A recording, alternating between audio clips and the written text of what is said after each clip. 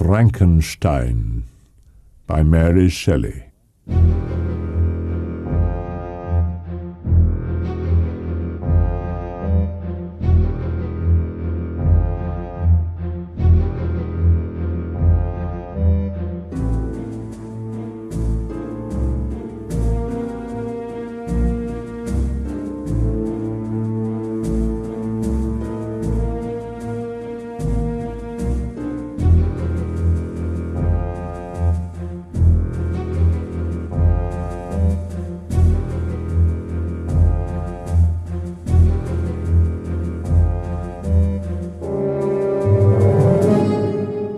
To Mrs. Saville, England, St. Petersburg, December the 11th.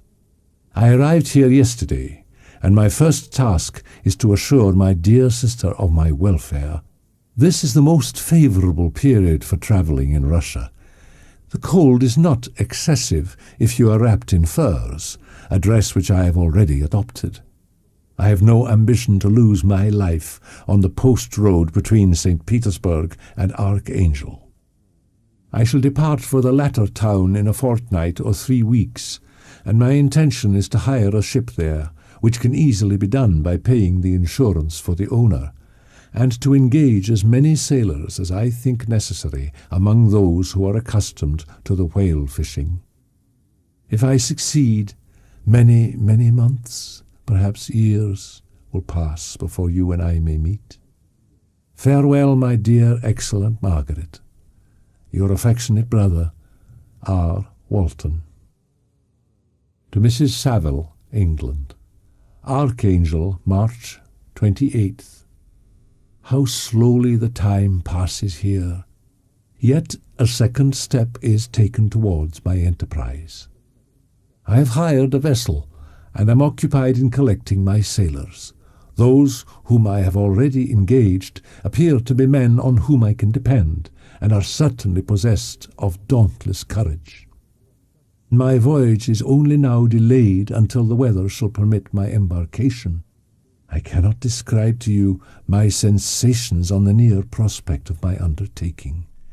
I am going to unexplored regions, to the land of mist and snow, but I shall kill no albatross. Therefore do not be alarmed for my safety. Remember me with affection, should you never hear from me again. Your affectionate brother, Robert Walton. To Mrs. Saville, England, July the 7th. My dear sister, I write a few lines in haste to say that I am safe and well advanced on my voyage.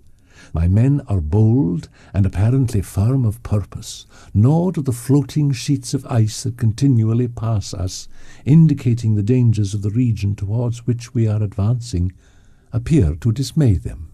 1 or 2 stiff gales and the springing of a leak are accidents which experienced navigators scarcely remember to record, and I shall be well content if nothing worse happens to us during our voyage. Heaven bless my beloved sister. R. W. To Mrs. Saville, England, August 5th. So strange an accident has happened to us that I cannot forbear recording it. Last Monday, July 31st, we were nearly surrounded by ice. Our situation was somewhat dangerous, especially as we were compassed round by a very thick fog. We accordingly lay to, hoping that some change would take place in the atmosphere and weather. About 2 o'clock, the mist cleared away, and we beheld, stretched out in every direction, vast and irregular plains of ice, when a strange sight suddenly attracted our attention. We perceived a low carriage, fixed on a sledge and drawn by dogs, pass on towards the north. A being which had the shape of a man, but apparently of gigantic stature, sat in the sledge and guided the dogs. We watched the rapid progress of the traveller with our telescopes until he was lost among the distant inequalities of the ice. Shut in, however, by ice, it was impossible to follow his track.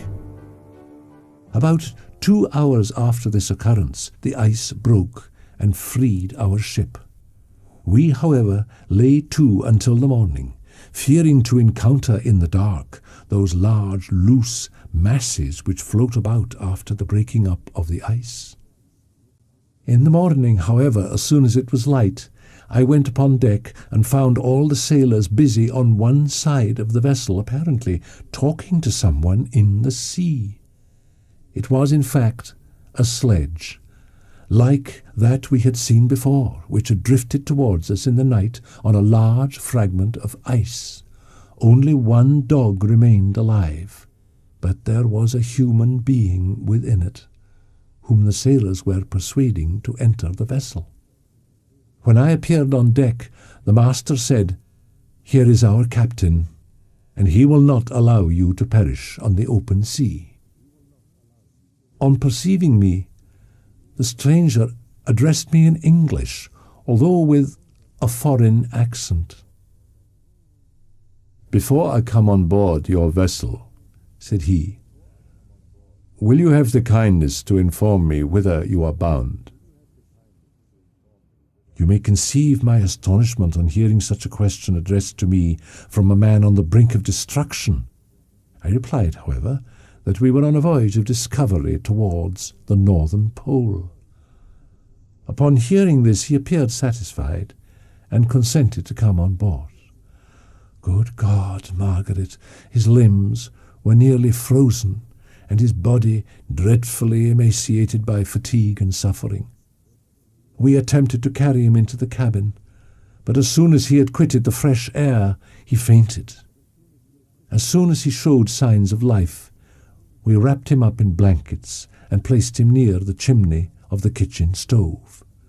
By slow degrees he recovered and ate a little soup which restored him wonderfully. 2 days passed in this manner before he was able to speak. I removed him to my own cabin and attended on him as much as my duty would permit.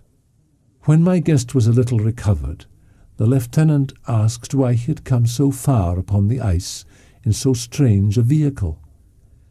His countenance instantly assumed an aspect of the deepest gloom, and he replied, "To seek one who fled from me."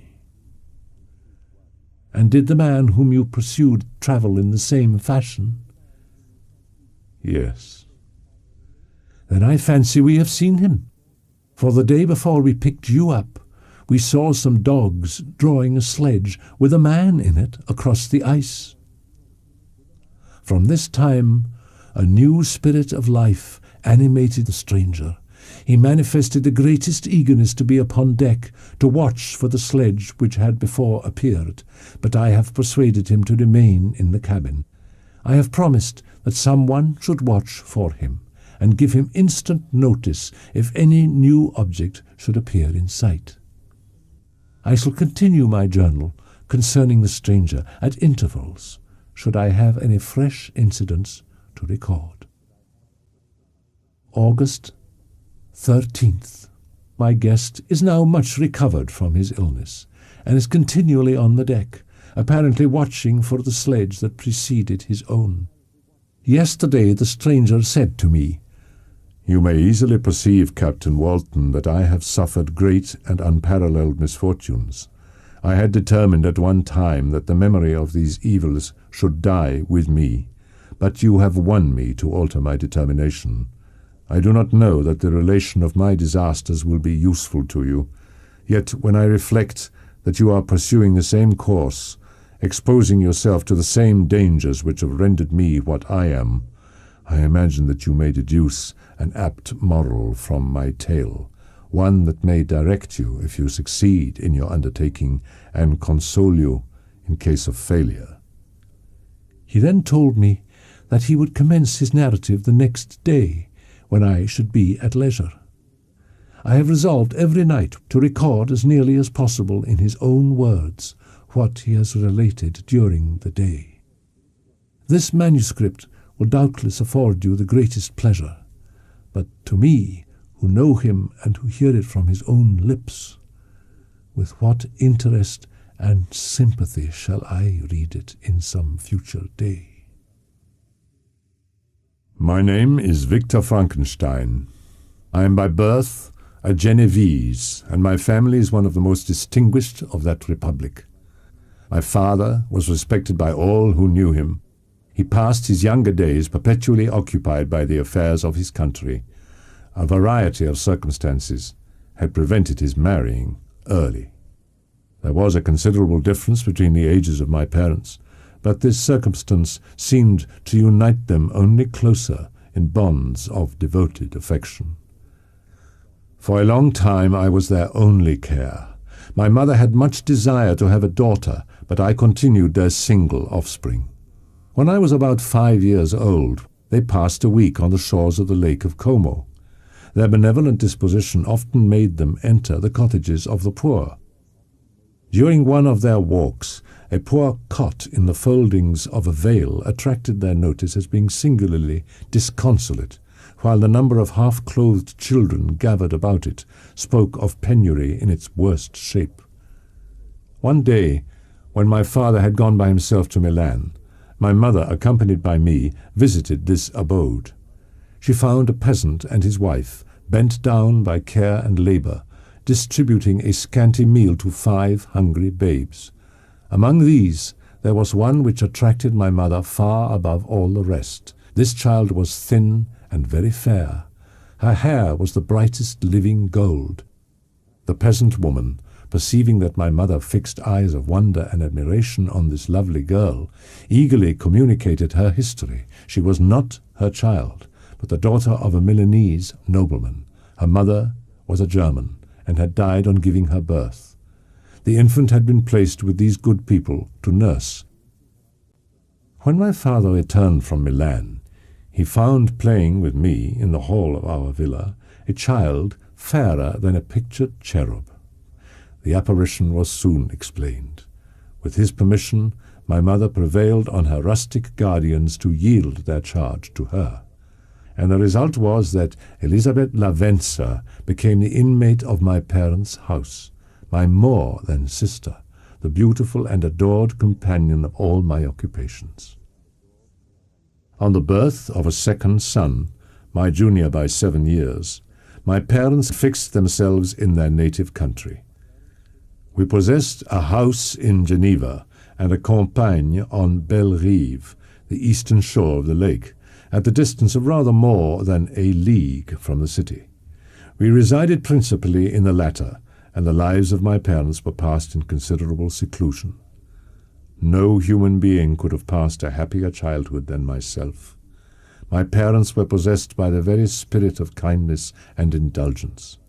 It was my temper to avoid a crowd, and to attach myself fervently to a few.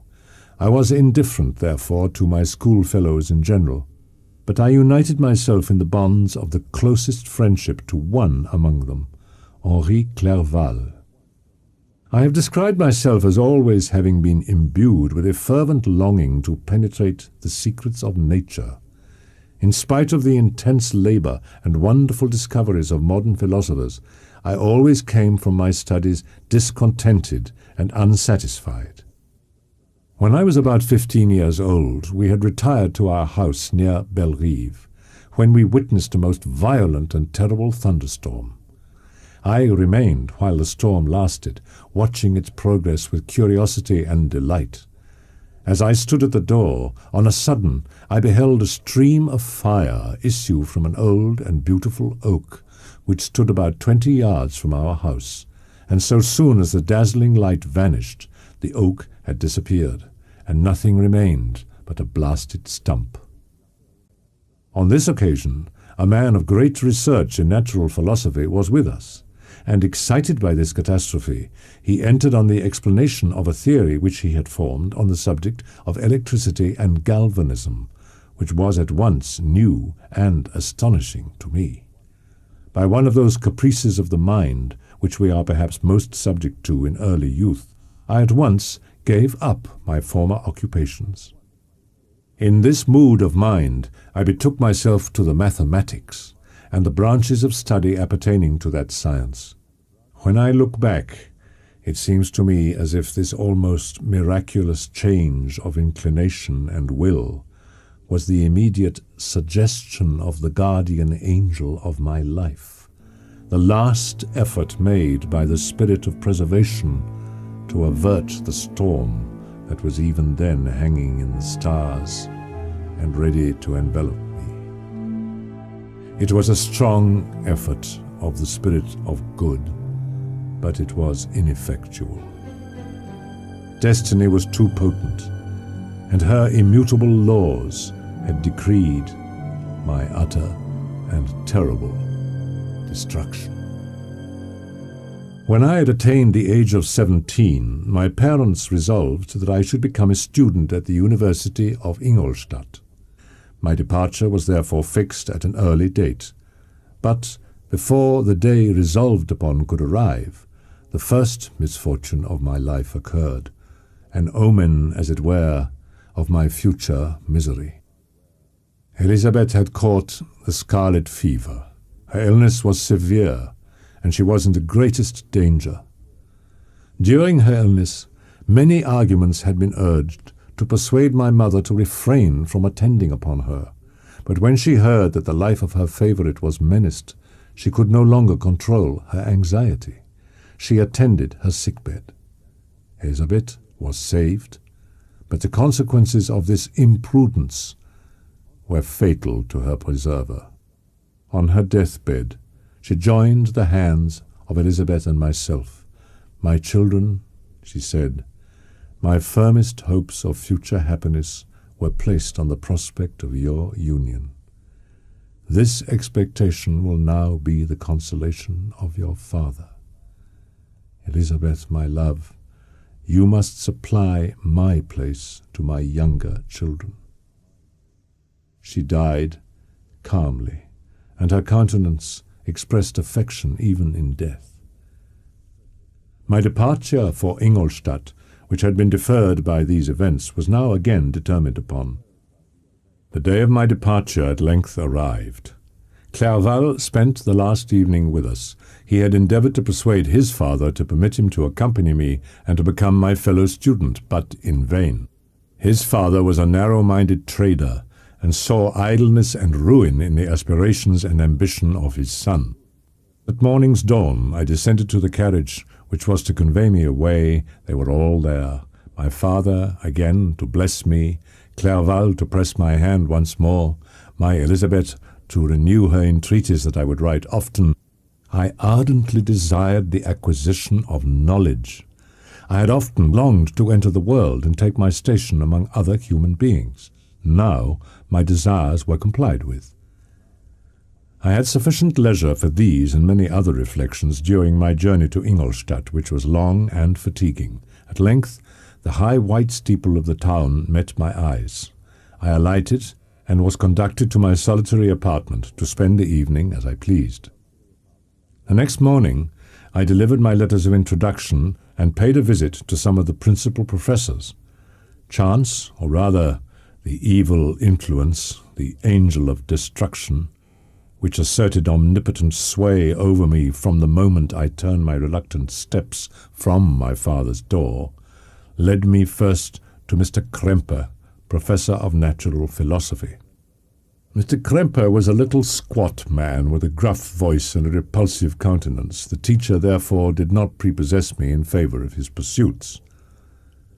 The first 2 or 3 days of my residence at Ingolstadt were chiefly spent in becoming acquainted with the localities and the principal residents in my new abode.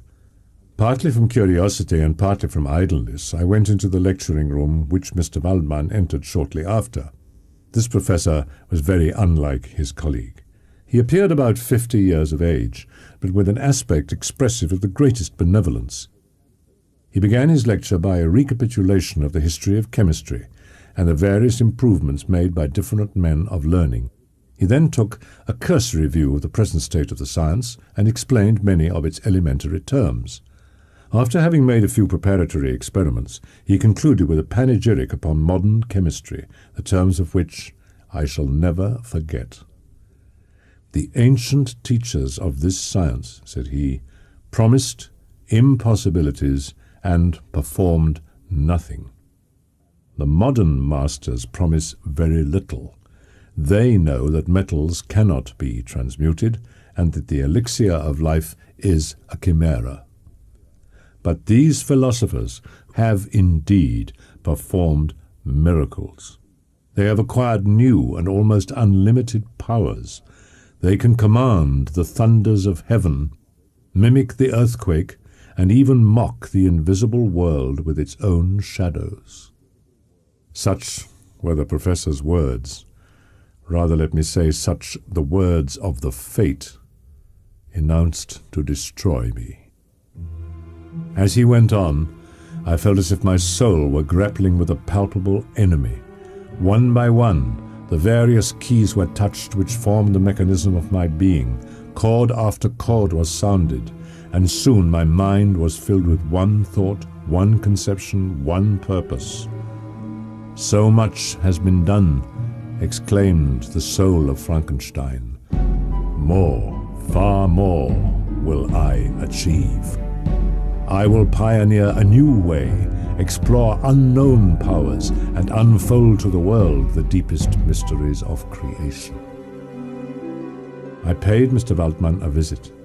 I requested his advice concerning the books I ought to procure. "I am happy," said Mr. Waldman, "to have gained a disciple." He then took me into his laboratory and explained to me the uses of his various machines. He also gave me the list of books which I had requested, and I took my leave. Thus ended a day memorable to me. It decided my future destiny. From this day, natural philosophy, and particularly chemistry, became nearly my sole occupation. I read with ardor those works which modern inquirers have written on these subjects. I attended the lectures and cultivated the acquaintance of the men of science of the university, and I found even in Mr. Kremper a great deal of sound sense and real information. In Mr. Waldman I found a true friend. My application was at first fluctuating and uncertain. It gained strength as I proceeded, and soon became so ardent and eager that the stars often disappeared in the light of morning whilst I was yet engaged in my laboratory. 2 years passed in this manner, during which I paid no visit to Geneva, and I improved so rapidly that I made some discoveries in the improvement of some chemical instruments which procured me great esteem and admiration at the university. When I had arrived at this point, and had become as well acquainted with the theory and practice of natural philosophy as depended on the lessons of any of the professors at Ingolstadt, my residence there being no longer conducive to my improvements, I thought of returning to my friends and my native town, when an incident happened that protracted my stay. One of the phenomena which had peculiarly attracted my attention was the structure of the human frame, and indeed any animal endued with life. Whence, I often asked myself, did the principle of life proceed? It was a bold question, and one which has ever been considered as a mystery. I determined thenceforth to apply myself more particularly to those branches of natural philosophy which relate to physiology. To examine the causes of life, we must first have recourse to death. I became acquainted with the science of anatomy, but this was not sufficient. I must also observe the natural decay and corruption of the human body. Darkness had no effect upon my fancy, and a churchyard was to me merely the receptacle of bodies deprived of life, which had become food for the worm. Now I was led to examine the cause and progress of this decay, and forced to spend days and nights in vaults and charnel houses. I saw how the fine form of man was degraded and wasted. I saw how the worm inherited the wonders of the eye and brain. I paused, examining and analyzing all the minutiae of causation as exemplified in the change from life to death and death to life, until, from the midst of this darkness, a sudden light broke in upon me, a light so brilliant and wondrous, yet so simple, that I was surprised that among so many men of genius who had directed their inquiries towards the same science, that I alone should be reserved to discover so astonishing a secret. Remember, I am not recording the vision of a madman. After days and nights of incredible labor and fatigue, I succeeded in discovering the cause of generation and life. Nay, more, I became myself capable of bestowing animation upon lifeless matter. The astonishment which I had at first experienced on this discovery soon gave place to delight and rapture. After so much time spent in painful labor, to arrive at once at the summit of my desires was the most gratifying consummation of my toils. When I found so astonishing a power placed within my hands, I hesitated a long time concerning the manner in which I should employ it. Although I possessed the capacity of bestowing animation, yet to prepare a frame for the reception of it, with all its intricacies of fibers, muscles, and veins, still remained a work of inconceivable difficulty and labor. I doubted at first whether I should attempt the creation of a being like myself, or one of simpler organization. But my imagination was too much exalted by my first success to permit me to doubt of my ability to give life to an animal as complex and wonderful as man. The materials at present within my command hardly appeared adequate to so arduous an undertaking, but I doubted not that I should ultimately succeed. It was with these feelings that I began the creation of a human being. As the minuteness of the parts formed a great hindrance to my speed, I resolved, contrary to my first intention, to make the being of a gigantic stature, that is to say, about 8 feet in height and proportionably large. After having formed this determination, having spent some months in successfully collecting and arranging my materials, I began. While I pursued my undertaking with unremitting ardor, my cheek had grown pale with study, and my person had become emaciated with confinement. Sometimes, on the very brink of certainty, I failed. Yet still I clung to the hope which the next day or the next hour might realize. One secret, which I alone possessed, was the hope to which I had dedicated myself. And the moon gazed on my midnight labors while I pursued nature to her hiding places. Who shall conceive the horrors of my secret toil as I dabbled among the unhallowed damps of the grave, or tortured the living animal to animate the lifeless clay? I collected bones from charnel houses, and disturbed with profane fingers the tremendous secrets of the human frame. In a solitary chamber at the top of the house, and separated from all the other apartments by a gallery and staircase, I kept my workshop of filthy creation. The dissecting room and the slaughterhouse furnished many of my materials, and often did my human nature turn with loathing from my occupation, whilst, still urged on by an eagerness which perpetually increased, I brought my work near to a conclusion. The summer months passed while I was thus engaged. It was a most beautiful season, but my eyes were insensible to the charms of nature, and the same feelings which made me neglect the scenes around me caused me also to forget those friends who were so many miles absent, and whom I had not seen for so long a time. I knew my silence disquieted them. My father made no reproach in his letters, and only took notice of my silence by inquiring into my occupations more particularly than before.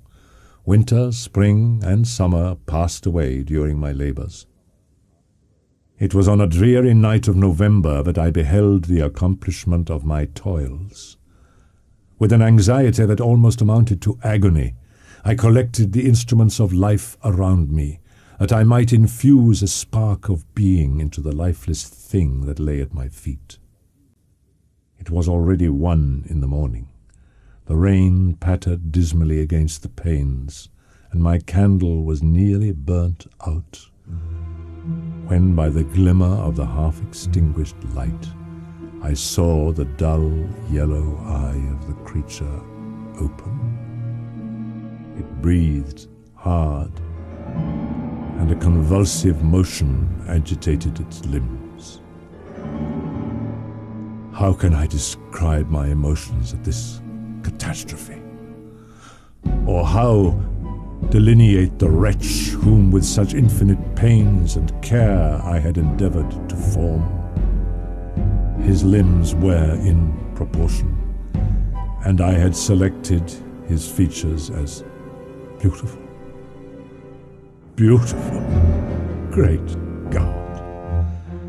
His yellow skin scarcely covered the work of muscles and arteries beneath. His hair was of a lustrous black and flowing, his teeth of pearly whiteness. But these luxuriances only formed a more horrid contrast with his watery eyes, that seemed almost of the same colour as the dun-white sockets in which they were set, his shriveled complexion and straight black lips. I had worked hard for nearly 2 years for the sole purpose of infusing life into an inanimate body. For this, I had deprived myself of rest and health. But now that I had finished, the beauty of the dream vanished, and breathless horror and disgust filled my heart. Unable to endure the aspect of the being I had created, I rushed out of the room and continued a long time traversing my bedchamber, unable to compose my mind to sleep. At length, I threw myself on the bed in my clothes. I slept, indeed, but I was disturbed by the wildest dreams. I started from my sleep with horror, when, by the dim and yellow light of the moon, as it forced its way through the window shutters, I beheld the wretch, the miserable monster whom I had created. And his eyes, if eyes they may be called, were fixed on me. His jaws opened, and he muttered some inarticulate sounds, while a grin wrinkled his cheeks. He might have spoken, but I didn't hear. One hand was stretched out, seemingly to detain me, but I escaped and rushed downstairs. I took refuge in the courtyard belonging to the house which I inhabited, where I remained during the rest of the night, walking up and down in the greatest agitation, listening attentively, catching and fearing each sound as if it were to announce the approach of the demoniacal corpse to which I had so miserably given life. Oh, no mortal could support the horror of that countenance. I had gazed on him while, unfinished, he was ugly then. But when those muscles and joints were rendered capable of motion, it became a thing such as even Dante could not have conceived. I passed the night wretchedly. Morning, dismal and wet, at length dawned. I did not dare return to the apartment which I inhabited, but felt impelled to hurry on, although drenched by the rain which poured from a black and comfortless sky. Continuing thus, I came at length opposite to the inn at which the various diligences and carriages usually stopped, but I remained some minutes with my eyes fixed on a coach that was coming towards me from the other end of the street. As it drew nearer, I observed that it was the Swiss diligence. It stopped just where I was standing, and on the door being opened, I perceived Henri Clerval. "My dear Frankenstein," exclaimed he, "how glad I am to see you! How fortunate that you should be here!" Nothing could equal my delight on seeing Clerval. I grasped his hand, and in a moment forgot my horror and misfortune. I felt suddenly, and for the first time during many months, calm and serene joy. "It gives me the greatest delight to see you. But tell me how you left my father, brothers, and Elizabeth." "Very well, and very happy, only a little uneasy that they hear from you so seldom. But My dear Frankenstein, I did not before remark how very ill you appear, so thin and pale, and look as if you had been watching for several nights. You have guessed right. I have lately been so deeply engaged in one occupation that I have not allowed myself sufficient rest, as you see. But I sincerely hope, that all these employments are now at an end, and that I am at length free. I trembled excessively.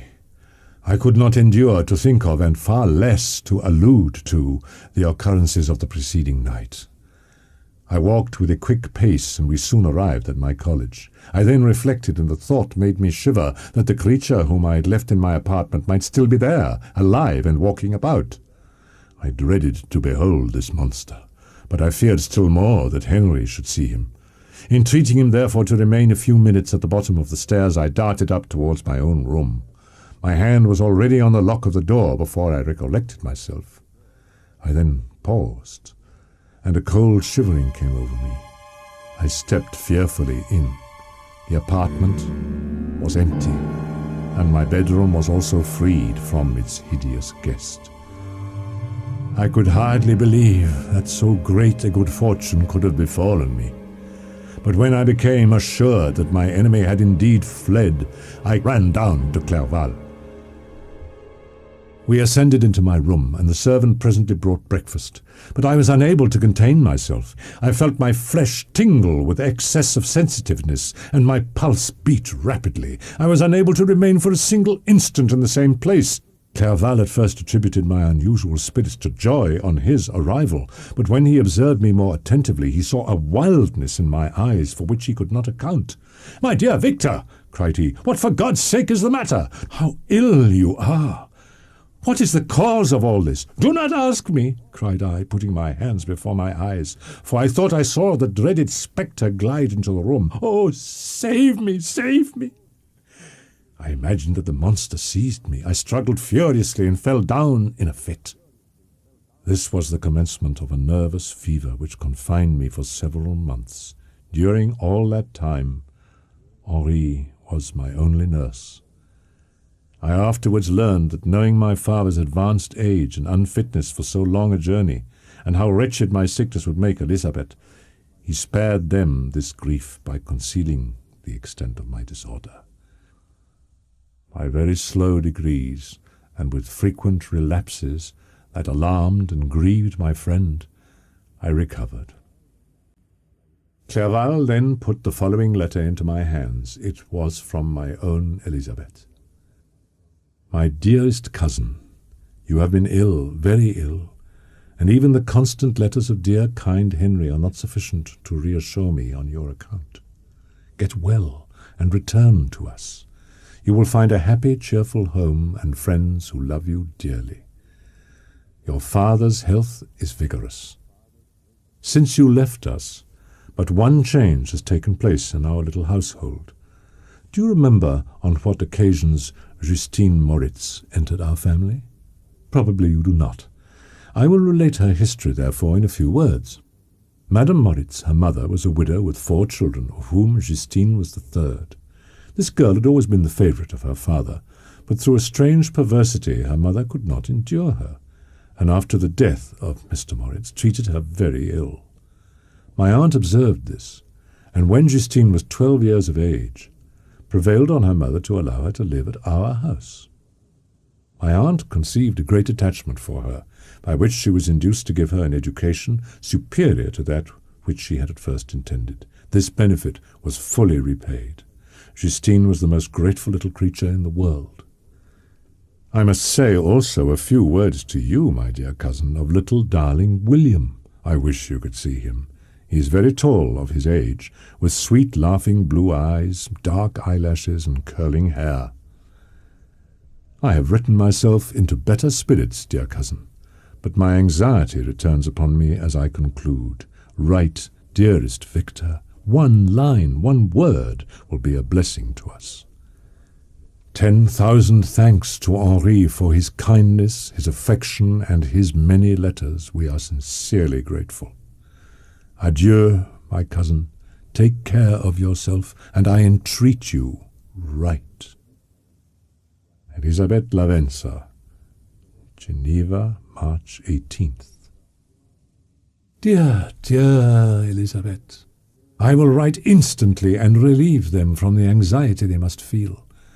I wrote, and this exertion greatly fatigued me, but my convalescence had commenced and proceeded regularly. In another fortnight I was able to leave my chamber. Summer passed away, and my return to Geneva was fixed for the latter end of autumn, but the roads were deemed impassable, and my journey was retarded until the ensuing spring. The month of May had already commenced, when I found the following letter from my father. My dear Victor, you have probably waited impatiently for a letter to fix the date of your return to us, and I was at first tempted to write only a few lines, merely mentioning the day on which I should expect you. But that would be a cruel kindness, and I dare not do it. What would be your surprise, my son, when you expect a happy and glad welcome, to behold, on the contrary, tears and wretchedness? William is dead. That sweet child whose smiles delighted and warmed my heart. Victor, he is murdered. I will not attempt to console you, but will simply relate the circumstances of the transaction. Last Thursday, May the 7th, I, my niece, and your 2 brothers went to walk in Plain Palais. It was already dusk before we thought of returning, and then we discovered that William and Ernest, who had gone on before, were not to be found. We accordingly rested on a seat until they should return. Presently, Ernest came and inquired if we had seen his brother. He said that he had been playing with him, that William had run away to hide himself, and that he vainly sought for him, and afterwards waited for him a long time, but he did not return. This account rather alarmed us, and we continued to search for him until night fell, when Elizabeth conjectured that he might have returned to the house. He was not there. We returned again with torches, for I could not rest when I thought that my sweet boy had lost himself. About 5 in the morning, I discovered my lovely boy, stretched on the grass, livid and motionless. The print of the murderer's finger was on his neck. He was conveyed home, and the anguish that was visible in my countenance betrayed the secret to Elizabeth. She was very earnest to see the corpse, and entering the room where it lay, hastily examined the neck of the victim, and clasping her hands, exclaimed, "Oh God! I have murdered my darling child." She fainted and was restored with extreme difficulty. She told me that that same evening William had teased her to let him wear a very valuable miniature that she possessed of your mother. This picture is gone, and was doubtless the temptation which urged the murderer to the deed. Come, Victor, enter the house of mourning, but with kindness and affection for those who love you, and not with hatred for your enemies. Your affectionate and afflicted father, Alphonse Frankenstein, Geneva, May 12th. I threw the letter on the table and covered my face with my hands. "My dear Frankenstein," exclaimed Henri, when he perceived me weep with bitterness, "are we always to be unhappy? My dear friend, what has happened?" I motioned to him to take up the letter, while I walked up and down the room in the extremest agitation, as he read the account of my misfortune. "I can offer you no consolation, my friend," said he. "Your disaster is irreparable. What do you intend to do?" "To go instantly to Geneva. Come with me, Henri, to order the horses." As soon as the horses arrived, I hurried into a cabriolet and bade farewell to my friend. My journey was very melancholy. Yet As I drew nearer home, grief and fear overcame me. Night also closed around, and when I could hardly see the dark mountains, I felt still more gloomily. It was completely dark when I arrived in the environs of Geneva. The gates of the town were already shut, and I was obliged to pass the night at Sécheron, a village at the distance of half a league from the city. The sky was serene, and as I was unable to rest, I resolved to visit the spot where my poor William had been murdered. I was obliged to cross the lake in a boat to arrive at Plainpalais. During this short voyage, I saw the lightnings playing on the summit of Mont Blanc in the most beautiful figures. The storm appeared to approach rapidly, and on landing I ascended a low hill that I might observe its progress. It advanced. The heavens were clouded, and I soon felt the rain coming slowly in large drops, but its violence quickly increased. Vivid flashes of lightning dazzled my eyes, illuminating the lake, making it appear like a vast sheet of fire. While I watched the tempest, so beautiful yet terrific, I perceived in the gloom a figure which stole from behind a clump of trees near me. I stood fixed, gazing intently. I could not be mistaken. A flash of lightning illuminated the object. Its gigantic stature and the deformity of its aspect instantly informed me that it was the wretch, the filthy demon to whom I had given life. What did he there? Could he be the murderer of my brother? No sooner did that idea cross my imagination than I became convinced of its truth. My teeth chattered and I was forced to lean against a tree for support. The figure passed me quickly and I lost it in the gloom. He was the murderer. I could not doubt it. The mere presence of the idea was an irresistible proof of the fact. I thought of pursuing the devil, but it would have been in vain, for a flash discovered him to me, hanging among the rocks of the nearly perpendicular ascent of Mount Salève. He soon reached the summit and disappeared. I remained motionless. I revolved in my mind the events which I had until now sought to forget. The whole train of my progress towards the creation, the appearance of the work of my own hands alive at my bedside, its departure. 2 years had now nearly elapsed since the night on which he first received life. And was this his first crime? Alas, I had turned loose into the world a depraved wretch whose delight was in carnage and misery. Had he not murdered my brother? Day dawned, and I directed my steps towards the town. The gates were open, and I hastened to my father's house. My first thought was to discover what I knew of the murderer and cause instant pursuit to be made, but I paused when I reflected on the story that I had to tell. A being whom I myself had formed and endued with life had met me at midnight among the precipices of an inaccessible mountain. I well knew that if any other had communicated such a relation to me, I should have looked upon it as the ravings of insanity. These reflections determined me, and I resolved to remain silent. It was about 5 in the morning when I entered my father's house. I told the servants not to disturb the family, and went into the library to attend their usual hour of rising. 6 years had elapsed, passed as a dream, but for one indelible trace, and I stood in the same place where I had last embraced my father before my departure for Ingolstadt. I gazed on the picture of my mother, which stood over the mantelpiece. Below this picture was a miniature of William, and my tears flowed when I looked upon it. While I was thus engaged, Ernest entered. "Welcome, my dearest Victor," said he. "Ah, I wish you had come 3 months ago, and then you would have found us all joyous and delighted.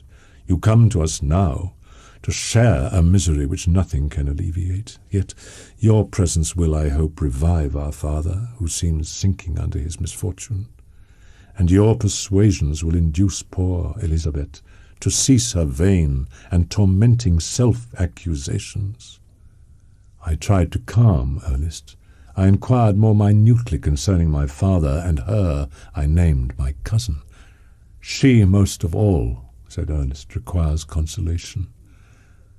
She accused herself of having caused the death of my brother, and that made her very wretched. But since the murderer has been discovered. The murderer discovered? Good God, how can that be? Who could attempt to pursue him? It is impossible. One might as well try to overtake the winds or confine a mountain stream with a straw. I saw him too. He was free last night. I do not know what you mean, replied my brother, but to us the discovery we have made completes our misery. No one would believe it at first, and even now Elizabeth will not be convinced, notwithstanding all the evidence. Indeed, who would credit that Justine Moritz, who was so amiable and fond of all the family, could suddenly become capable of so frightful, so appalling a crime?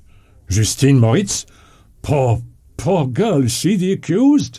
But it is wrongfully, everyone knows that. No one believes it, surely, Ernest. No one did at first, but several circumstances came out that have almost forced conviction upon us, and her own behaviour has been so confused as to add to the evidence of facts a weight that I fear leaves no hope for doubt. But she will be tried today, and you will then hear all. He related that the morning on which the murder of poor William had been discovered, Justine had been taken ill and confined to her bed for several days. During this interval, one of the servants, happening to examine the apparel she had worn on the night of the murder, had discovered in her pocket the picture of my mother, which had been judged to be the temptation of the murderer. The servant instantly showed it to one of the others, who, without saying a word to any of the family, went to a magistrate, and upon their deposition Justine was apprehended. On being charged with the fact, the poor girl confirmed the suspicion in a great measure by her extreme confusion of manner. This was a strange tale, but it did not shake my faith, and I replied earnestly, "You are all mistaken. I know the murderer. Justine, poor good Justine, is innocent." At that instant my father entered. I saw unhappiness deeply impressed on his countenance, but he endeavoured to welcome me cheerfully. And after we had exchanged our mournful greeting, Ernest exclaimed, "Good God, Papa, Victor says that he knows who was the murderer of poor William." "We do also, unfortunately," replied my father. For indeed I had rather have been for ever ignorant than have discovered so much depravity and ingratitude in one I valued so highly. "My dear father, you are mistaken. Justine is innocent." "If she is, God forbid that she should suffer as guilty. She is to be tried today, and I sincerely hope, that she will be acquitted." This speech calmed me. I was firmly convinced in my own mind that Justine, and indeed every human being, was guiltless of this murder. I had no fear, therefore, that any circumstantial evidence could be brought forward strong enough to convict her. We were soon joined by Elizabeth. Time had altered her since I last beheld her. It had endowed her with loveliness surpassing the beauty of her childish years. She welcomed me with the greatest affection. "Your arrival, my dear cousin," said she, "fills me with hope. You perhaps will find some means to justify my poor, guiltless Justine.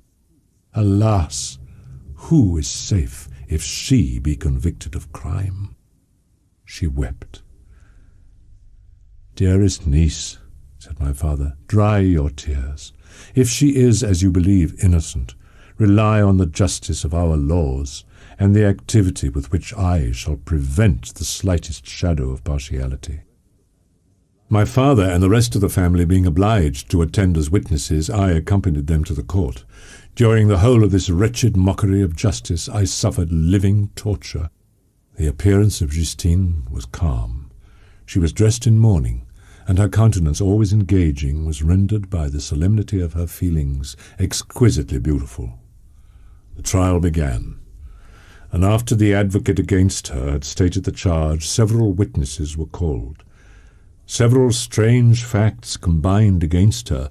She had been out the whole of the night on which the murder had been committed, and towards morning had been perceived by a market woman not far from the spot where the body of the murdered child had been afterwards found. The woman asked her what she did there, but she looked very strangely, and only returned a confused and unintelligible answer. She returned to the house about 8 o'clock, and when one inquired where she had passed the night, she replied that she had been looking for the child, and demanded earnestly if anything had been heard concerning him. When shown the body, she fell into violent hysterics, and kept her bed for several days.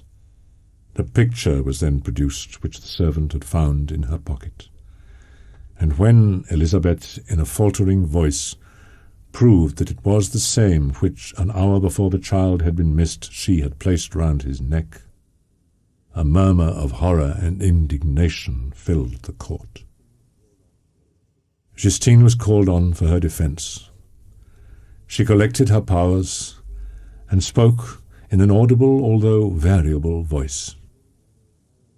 "God knows," she said, "how entirely I am innocent, and I hope the character I have always borne will incline my judges to a favourable interpretation.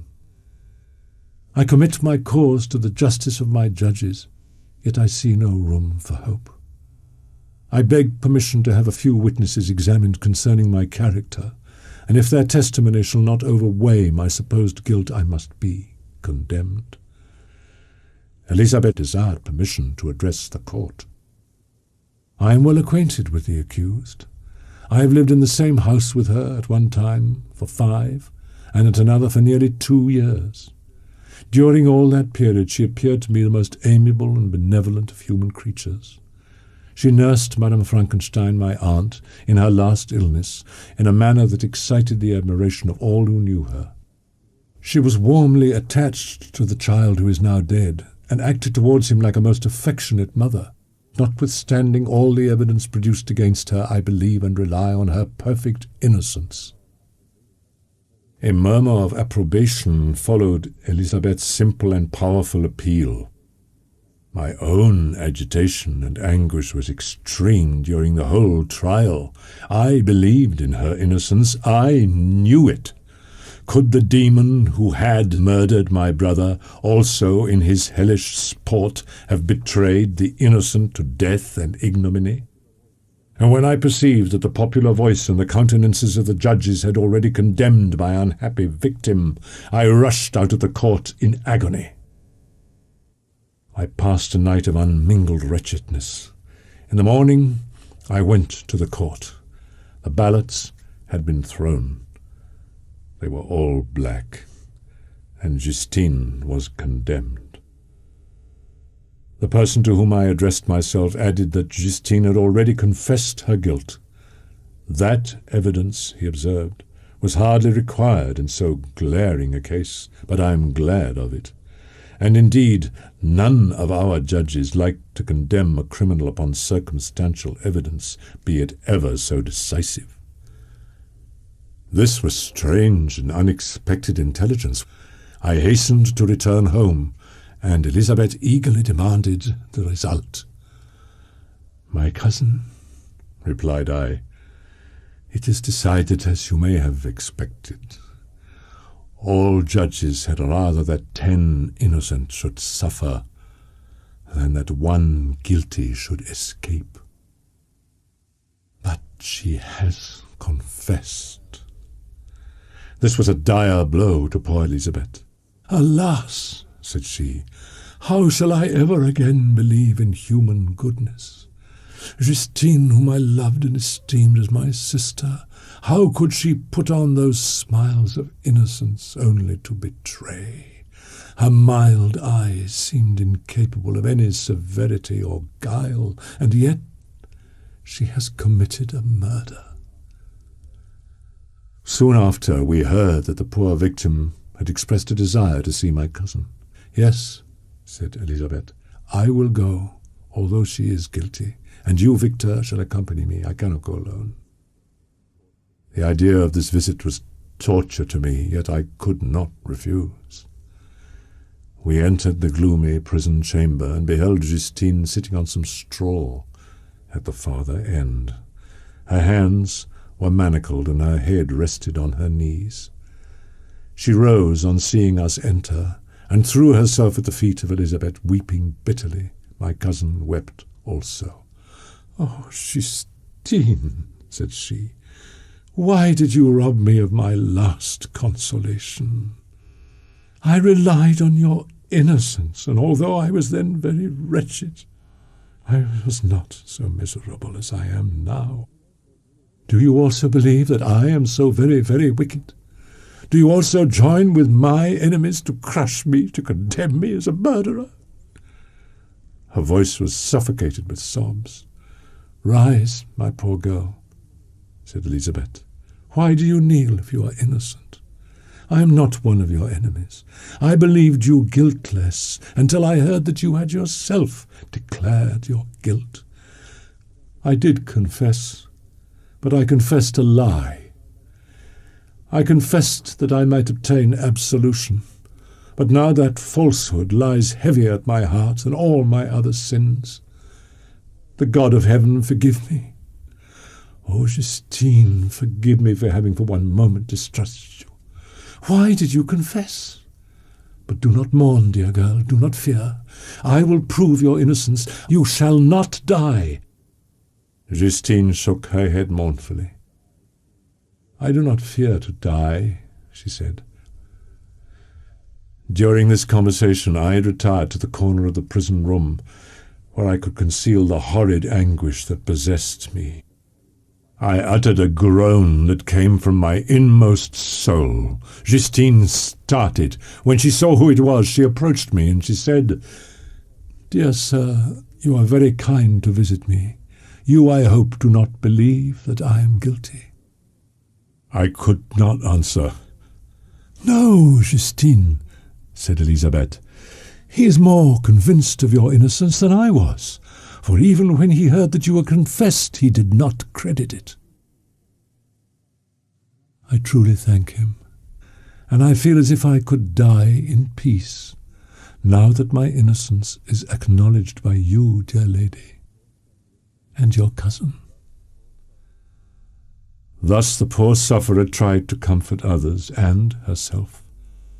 But I, the true murderer, felt the never-dying worm alive in my bosom, which allowed of no hope or consolation. Anguish and despair had penetrated into the core of my heart. I bore a hell within me which nothing could extinguish. Justine embraced Elizabeth and said in a voice of half-suppressed emotion, "Farewell, sweet lady. Dearest Elizabeth, my beloved and only friend. May heaven in its bounty bless and preserve you. May this be the last misfortune that you will ever suffer." And on the morrow, Justine died. Elizabeth's heart-rending eloquence failed to move the judges. My passionate and indignant appeals were lost upon them.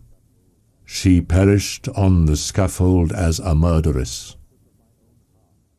From the tortures of my own heart, I turned to contemplate the deep and voiceless grief of my Elizabeth. This also was my doing, and my father's woe, and the desolation of that late so smiling home. All was the work of my thrice accursed hands. I beheld those I loved spend vain sorrow upon the graves of William and Justine, the first hapless victims to my unhallowed arts. Justine died. She rested, and I was alive. About this time we retired to our house at Bellerive. This change was particularly agreeable to me. Often, after the rest of the family had retired for the night, I took the boat and passed many hours upon the water. Sometimes, with my sails set, I was carried by the wind, and sometimes after rowing into the middle of the lake, I left the boat to pursue its own course and gave way to my own miserable reflections. I lived in daily fear lest the monster whom I had created should perpetrate some new wickedness. I wished to see him again, that I might wreak the utmost extent of abhorrence on his head, and avenge the deaths of William and Justine. Our house was the house of mourning. My father's health was deeply shaken by the horror of the recent events. Elizabeth was sad and desponding. "When I reflect, my dear cousin," said she, "on the miserable death of Justine Moritz, I no longer see the world and its works as they before appeared to me. Now misery has come home, and men appear to me as monsters thirsting for each other's blood. William and Justine were assassinated, and the murderer escapes. He walks about the world free and perhaps respected. But even if I were condemned to suffer on the scaffold for the same crimes, I would not change places with such a wretch." Even as she spoke, I drew near to her as if in terror, lest at that very moment the destroyer had been near to rob me of her. Sometimes I could cope with the sullen despair that overwhelmed me, but sometimes the whirlwind passions of my soul drove me to seek, by bodily exercise and by change of place, some relief from my intolerable sensations. My wanderings were directed towards the valley of Chamonix. The rain was pouring in torrents, and thick mists hid the summits of the mountains. What were rain and storm to me? I resolved to ascend to the summit of Montanvert. I remembered the effect that the view of the tremendous and ever-moving glacier had produced upon my mind when I first saw it. The sight of the awful and majestic in nature had indeed always the effect of solemnizing my mind and causing me to forget the passing cares of life. The ascent is precipitous. It is a scene terrifically desolate. In 1,000 spots the traces of the winter avalanche may be perceived, where trees lie broken and strewed on the ground.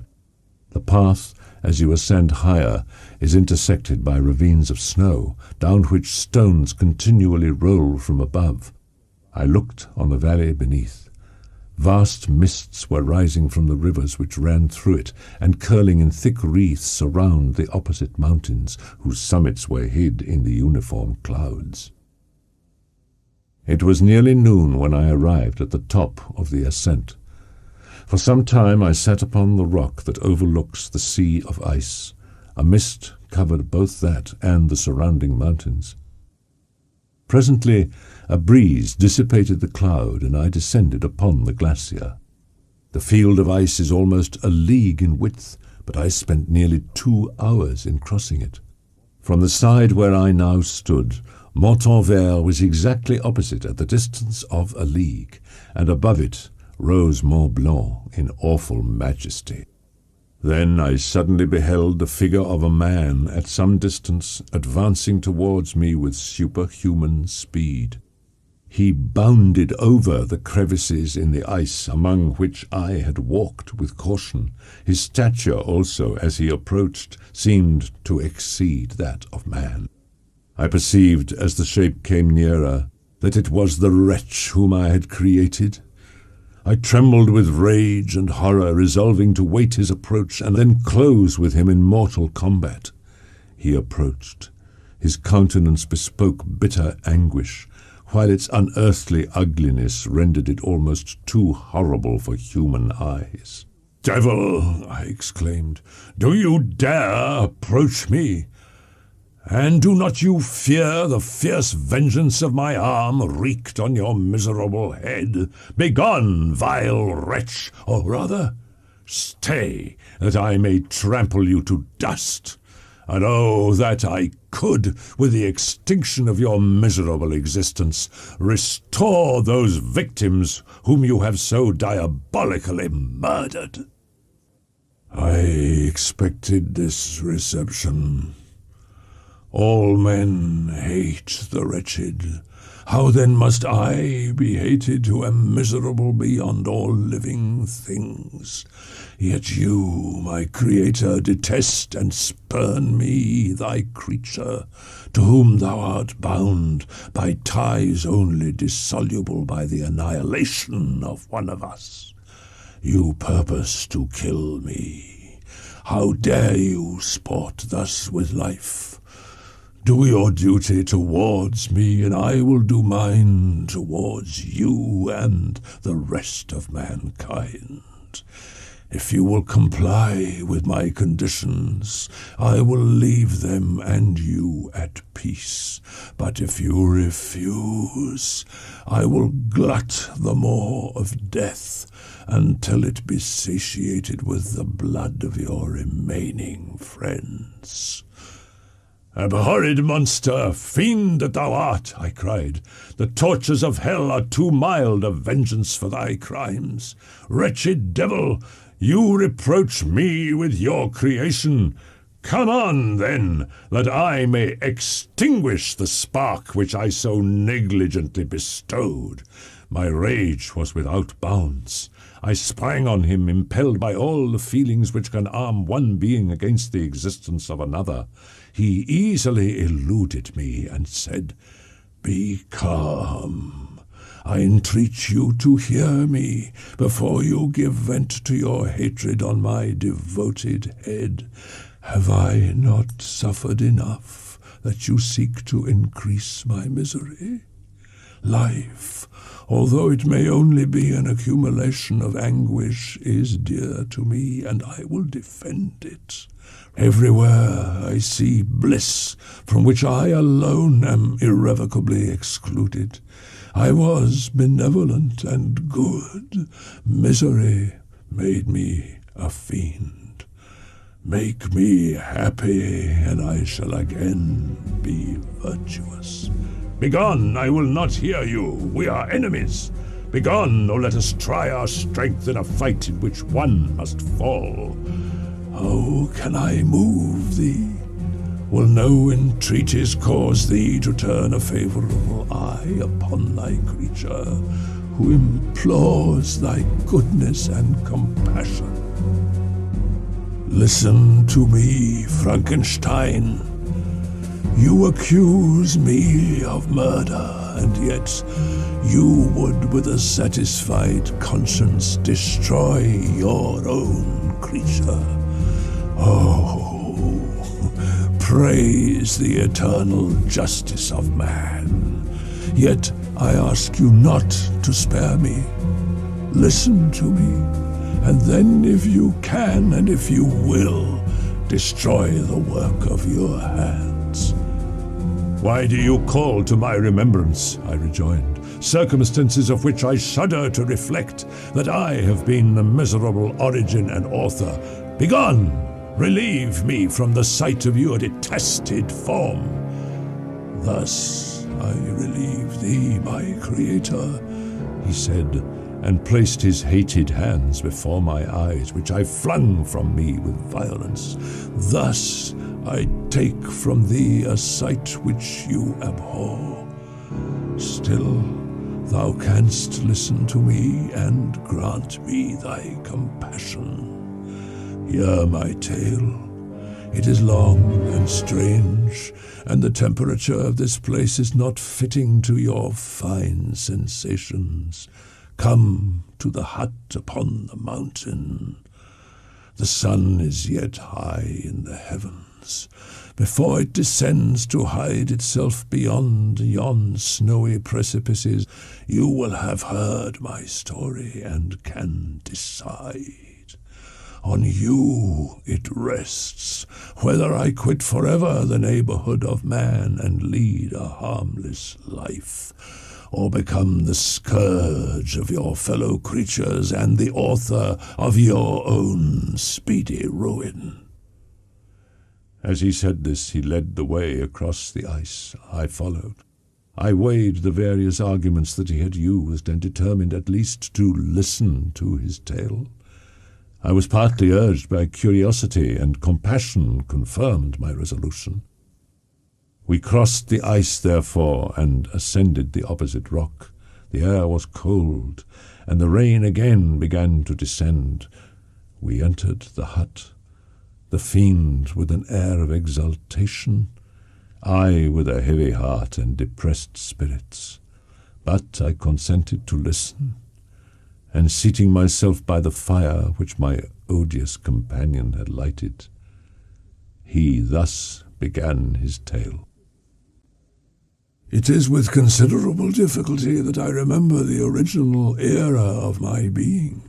All the events of that period appear confused and indistinct.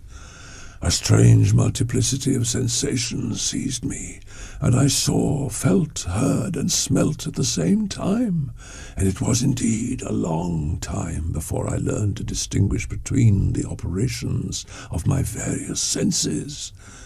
By degrees, I remember, a stronger light pressed upon my nerves, so that I was obliged to shut my eyes. Darkness then came over me and troubled me, but hardly had I felt this, when by opening my eyes, as I now suppose, the light poured in upon me again.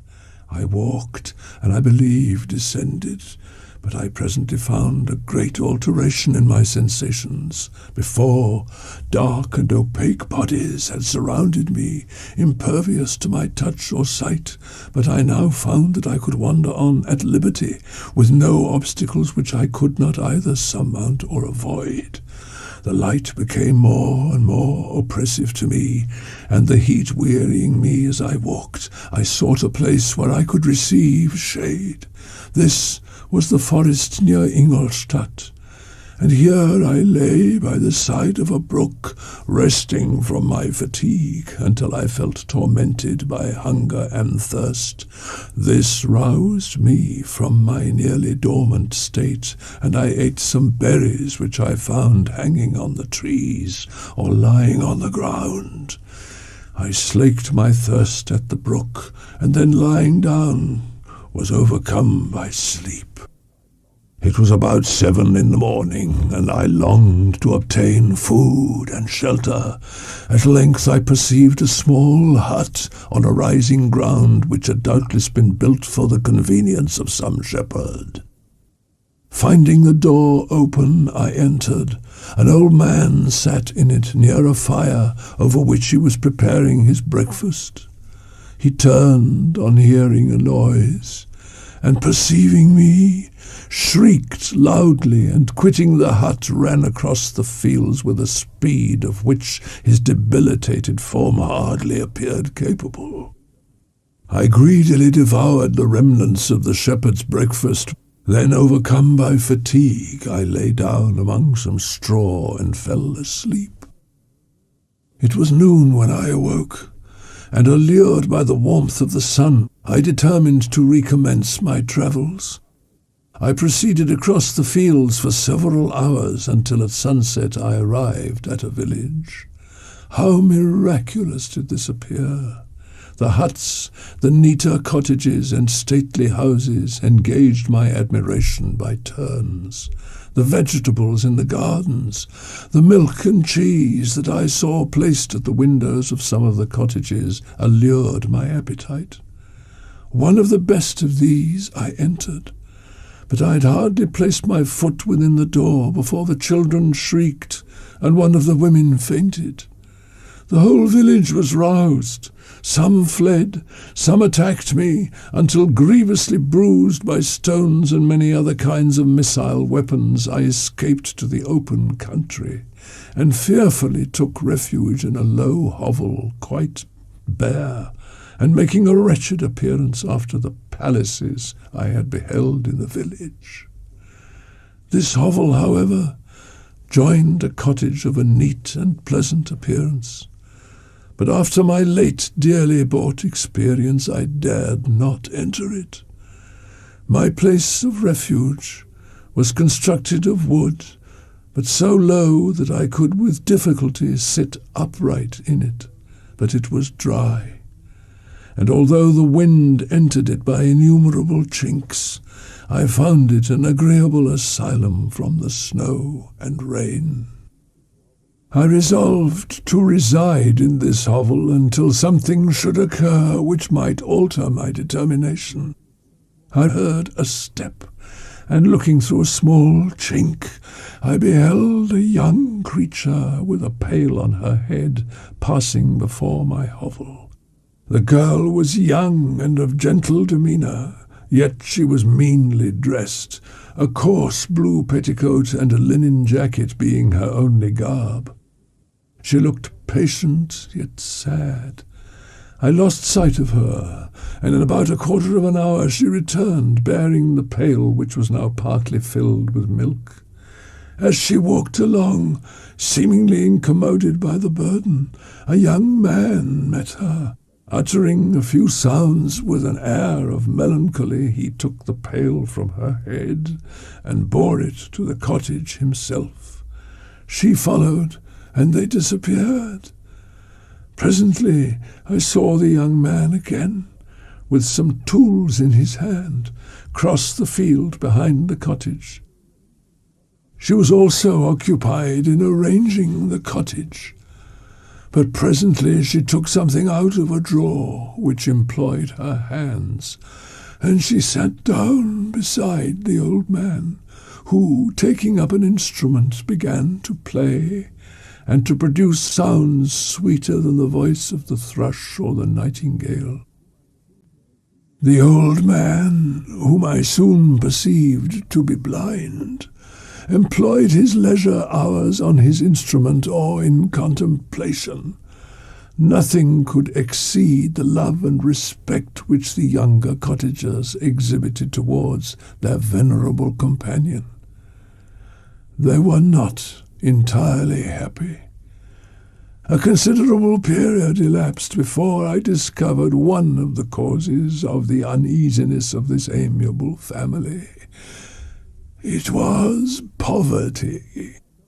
By degrees, I made a discovery of still greater moment. I found that these people possessed a method of communicating their experience and feelings to one another by articulate sounds. This was indeed a godlike science, and I ardently desired to become acquainted with it. By great application, and after having remained during the space of several revolutions of the moon in my hovel, I discovered the names that were given to some of the most familiar objects of discourse. I learned and applied the words fire, milk, bread, and wood. I learned also the names of the cottagers themselves. The youth and his companion had each of them several names, but the old man had only one, which was Father. The girl was called Sister or Agatha, and the youth Felix, brother or son. I cannot describe the delight I felt when I learned the ideas appropriated to each of these sounds, and was able to pronounce them. I spent the winter in this manner. I had admired the perfect forms of my cottagers, their grace, beauty, and delicate complexions, but how was I terrified when I viewed myself in a transparent pool. At first I started back, unable to believe that it was indeed I who was reflected in the mirror, and when I became fully convinced that I was in reality the monster that I am, I was filled with the bitterest sensations of despondence and mortification. My thoughts now became more active, and I longed to discover the motives and feelings of these lovely creatures. I was inquisitive to know why Felix appeared so miserable and Agatha so sad. I thought that it might be in my power to restore happiness to these deserving people. I looked upon them as superior beings who would be the arbiters of my future destiny. I formed in my imagination 1,000 pictures of presenting myself to them and their reception of me.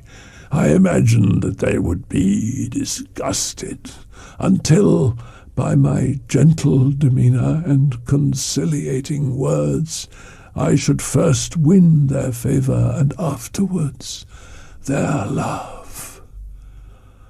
These thoughts exhilarated me and led me to apply with fresh ardour to the acquiring the art of language. And although my voice was very unlike the soft music of their tones, yet I pronounced such words as I understood with tolerable ease. The pleasant showers and genial warmth of spring greatly altered the aspect of the earth. The birds sang in more cheerful notes, and the leaves began to bud forth on the trees. My spirits were elevated by the enchanting appearance of nature. The past was blotted from my memory, the present was tranquil, and the future gilded by bright rays of hope and anticipation of joy. Soon after my arrival in the hovel, I discovered some papers in the pocket of the coat which I had taken from your laboratory. It was your journal of the 4 months that preceded my creation. You minutely described in these papers every step you took in the progress of your work. Everything is related in them which bears reference to my accursed origin. The whole detail of that series of disgusting circumstances which produced it is set in view. The minutest description of my odious and loathsome person is given in language which painted your own horrors and rendered mine indelible. I sickened as I read. Hateful day! When I received life, I exclaimed in agony, Accursed creator! Why did you form a monster so hideous that even you turned from me in disgust? God, in pity, made man beautiful and alluring after his own image. But my form is a filthy type of yours, more horrid even from the very resemblance. These were the reflections of my hours of despondency and solitude. But when I contemplated the virtues of the cottagers, their amiable and benevolent dispositions, I persuaded myself that when they should become acquainted with my admiration of their virtues, they would compassionate me and overlook my personal deformity. I resolved, at least, not to despair, but in every way to fit myself for an interview with them which would decide my fate. I postponed this attempt for some months longer, for the importance attached to its success inspired me with a dread lest I should fail. Besides, I found that my understanding improved so much with every day's experience. Autumn passed thus. I saw, with surprise and grief, the leaves decay and fall, and nature again assume the barren and bleak appearance it had worn when I first beheld the woods and the lovely moon. But my chief delights were the sight of the flowers, the birds, and all the gay apparel of summer. When those deserted me, I turned with more attention towards the cottagers. Their happiness was not decreased by the absence of summer. The more I saw of them, the greater became my desire to claim their protection and kindness. My heart yearned to be known and loved by these amiable creatures. My attention at this time was solely directed towards my plan of introducing myself into the cottage of my protectors. I revolved many projects, but that on which I finally fixed was to enter the dwelling when the blind old man should be alone. I had sagacity enough to discover that the unnatural hideousness of my person was the chief object of horror with those who had formerly beheld me. One day, when the sun shone on the red leaves that strewed the ground and diffused cheerfulness, although it denied warmth, Agatha and Felix departed on a long country walk, and the old man, at his own desire, was left alone in the cottage. My heart beat quick. This was the hour and moment of trial which would decide my hopes or realize my fears. All was silent in and around the cottage. It was an excellent opportunity. Yet, when I proceeded to execute my plan, my limbs failed me, and I sank to the ground. Again I rose, and exerting all the firmness of which I was master, removed the planks which I had placed before my hovel to conceal my retreat. The fresh air revived me, and with renewed determination I approached the door of their cottage. I knocked. "Who is there?" said the old man. "Come in." I entered. "Pardon this intrusion," said I. "I am a traveller in want of a little rest. You would greatly oblige me if you would allow me to remain a few minutes before the fire." "Enter," said the old man, "and I will try in what manner I can to relieve your wants. But unfortunately my children are from home, and as I am blind, I'm afraid I shall find it difficult to procure food for you. Do not trouble yourself, my kind host. I have food. It is warmth and rest only that I need."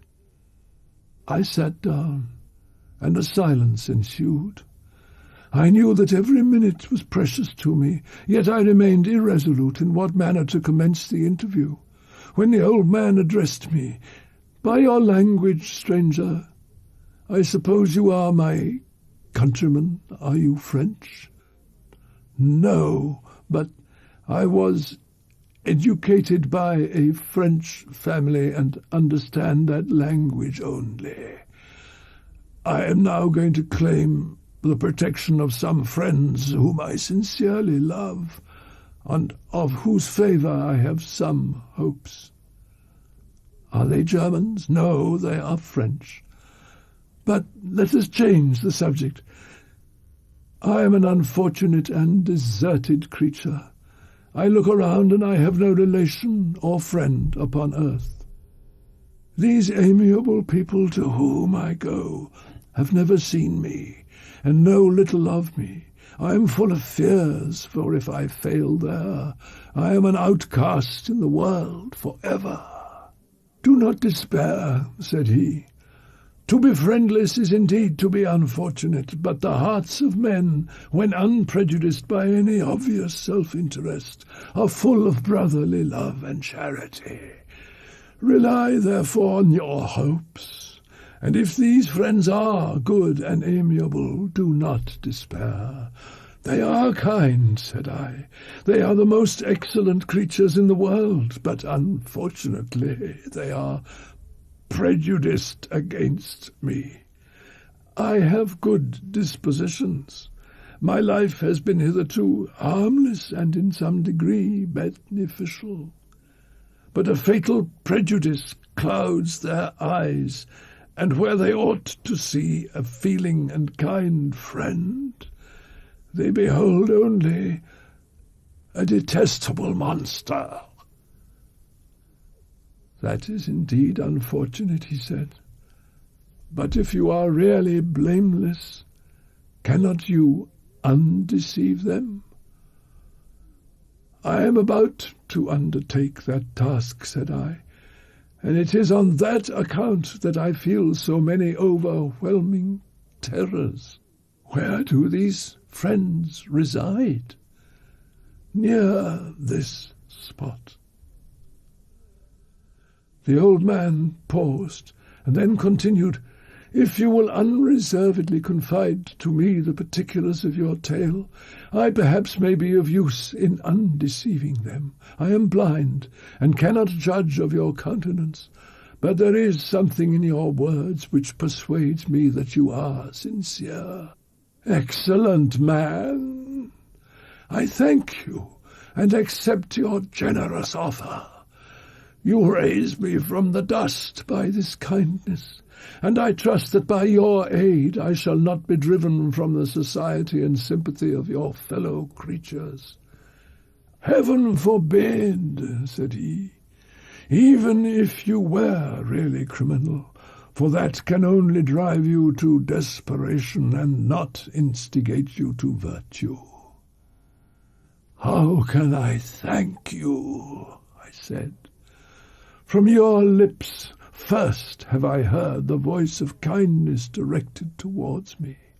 I shall be forever grateful, and your present humanity assures me of success with those friends whom I am on the point of meeting." "May I know the names and residence of those friends?" he asked. At that moment I heard the steps of my younger protectors. I had not a moment to lose, but seizing the hand of the old man, I cried, "Now is the time! Save and protect me! You and your family are the friends whom I seek. Do not you desert me in the hour of trial." "Great God!" exclaimed the old man, "who are you?"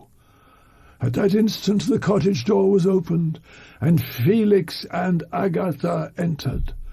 Who can describe their horror and consternation on beholding me? Agatha fainted. Felix darted forward, and with supernatural force tore me from his father, to whose knees I clung. In a transport of fury he dashed me to the ground, and struck me violently with a stick. I saw him on the point of repeating his blow, when, overcome by pain and anguish, I quitted the cottage, and in the general tumult escaped unperceived to my hovel. Cursed Creator, why did I live? Why in that instant did I not extinguish the spark of existence which you had so wantonly bestowed? I know not. When night came, I quitted my retreat and wandered in the wood. And now, no longer restrained by the fear of discovery, I gave vent to my anguish in fearful howlings. Oh, what a miserable night I passed! I became fatigued with excess of bodily exertion, and sank on the damp grass in the sick impotence of despair. There was none among the myriads of men that existed who would pity or assist me. And should I feel kindness towards my enemies? No! From that moment I declared everlasting war against the species, and more than all against him who had formed me and sent me forth to this insupportable misery. The sun rose. Pleasant sunshine and the pure air of day restored me to some degree of tranquillity, and when I considered what had passed at the cottage, I could not help believing that I had been too hasty in my conclusions. I had certainly acted imprudently. It was apparent that my conversation had interested the father in my behalf, and I was a fool in having exposed my person to the horror of his children. I ought to have familiarized the old man to me, and by degrees to have discovered myself to the rest of his family, when they should have been prepared for my approach. But I did not believe my errors to be irretrievable, and after much consideration I resolved to return to the cottage, seek the old man, and by my representations win him to my party. I directed my steps towards the well-known path that conducted to the cottage. All there was at peace. I crept into my hovel and remained in silent expectation of the accustomed hour when the family arose. That hour passed, the sun mounted high in the heavens, but the cottagers did not appear. The inside of the cottage was dark, and I heard no motion. I cannot describe the agony of this suspense. Soon after, however, Felix approached with another man. "Do you consider," said his companion to him, "that you will be obliged to pay 3 months' rent and to lose the produce of your garden? I do not wish to take any unfair advantage, and I beg, therefore, that you will take some days to consider of your determination." "It is utterly useless," replied Felix. "We can never again inhabit your cottage. The life of my father is in the greatest danger, owing to the dreadful circumstance that I have related. I entreat you not to reason with me any more. Take possession of your tenement, and let me fly from this place." Felix trembled violently as he said this. He and his companion entered the cottage, in which they remained for a few minutes and then departed. I never saw any of that family more. I continued for the remainder of the day in my hovel, in a state of utter and stupid despair. For the first time, the feelings of revenge and hatred filled my bosom, and I did not strive to control them. But allowing myself to be borne away by the stream, I bent my mind towards injury and death. Unable to injure anything human, I turned my fury towards inanimate objects.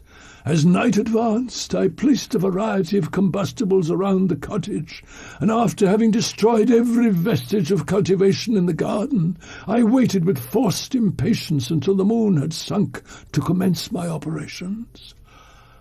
As the night advanced, a fierce wind arose from the woods and quickly dispersed the clouds that had loitered in the heavens. I lighted the dry branch of a tree and danced with fury around the devoted cottage, my eyes still fixed on the western horizon, the edge of which the moon nearly touched.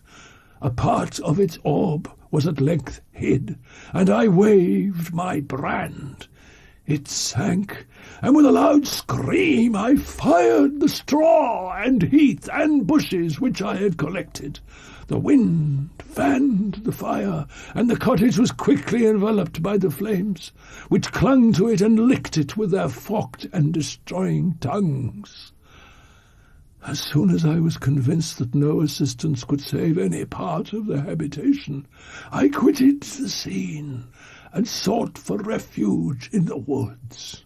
And now, with the world before me, whither should I bend my steps? At length, the thought of you crossed my mind. I learned from your papers that you were my father, my creator, and to whom could I apply with more fitness than to him who had given me life? You had mentioned Geneva as the name of your native town, and towards this place I resolved to proceed. But how was I to direct myself? I knew that I must travel in a southwesterly direction to reach my destination, but the sun was my only guide. It was evening when I arrived, and I retired to a hiding-place among the fields that surround it, to meditate in what manner I should apply to you. At this time, a slight sleep relieved me from the pain of reflection, which was disturbed by the approach of a beautiful child, who came running into the recess I had chosen with all the sportiveness of infancy. Suddenly, as I gazed on him, an idea seized me that this little creature was unprejudiced, and had lived too short a time to have imbibed a horror of deformity. If, therefore, I could seize him and educate him as my companion and friend, I should not be so desolate in this peopled earth. Urged by this impulse, I seized on the boy as he passed, and drew him towards me. As soon as he beheld my form, he placed his hands before his eyes and uttered a shrill scream. I drew his hand forcibly from his face and said, "Child, what is the meaning of this? I do not intend to hurt you. Listen to me." He struggled violently. "Let me go," he cried. "Monster! Ugly wretch! You wish to eat me and tear me to pieces. You are an ogre. Let me go, or I will tell my papa." "Boy, you will never see your father again. You must come with me." "Hideous monster! Let me go! My papa is a syndic. He is Mr. Frankenstein. He will punish you. You dare not keep me." "Frankenstein! You belong then to my enemy, to him towards whom I have sworn eternal revenge. You shall be my first victim." The child still struggled, and loaded me with epithets which carried despair to my heart. I grasped his throat to silence him, and in a moment he lay dead at my feet. I gazed on my victim, and my heart swelled with exultation and hellish triumph. Clapping my hands, I exclaimed, "I too can create desolation. My enemy is not invulnerable. This death will carry despair to him, and 1,000 other miseries shall torment and destroy him." As I fixed my eyes on the child, I saw something glittering on his breast. I took it. It was a portrait of a most lovely woman. In spite of my malignity, it softened and attracted me. While I was overcome by these feelings, I left the spot where I had committed the murder, and seeking a more secluded hiding place, I entered a barn which had appeared to me to be empty. A woman was sleeping on some straw. She was young, not indeed so beautiful as her whose portrait I held, but of an agreeable aspect and blooming in the loveliness of youth and health. Here, I thought, is one of those whose joy-imparting smiles are bestowed on all but me. And then I bent over her and whispered, "Awake, fairest, thy lover is near. He who would give his life but to obtain one look of affection from thine eyes, my beloved, awake." The sleeper stirred. A thrill of terror ran through me. Should she indeed awake and see me and curse me and denounce the murderer? Thus would she assuredly act if her darkened eyes opened and she beheld me.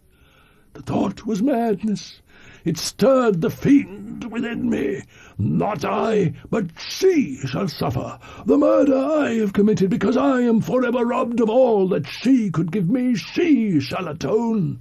The crime had its source in her. Be hers the punishment.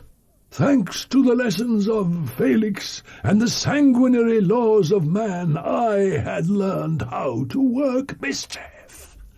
I bent over her and placed the portrait securely in one of the folds of her dress. She moved again, and I fled. For some days I haunted the spot where these scenes had taken place. sometimes wishing to see you, sometimes resolved to quit the world and its miseries for ever.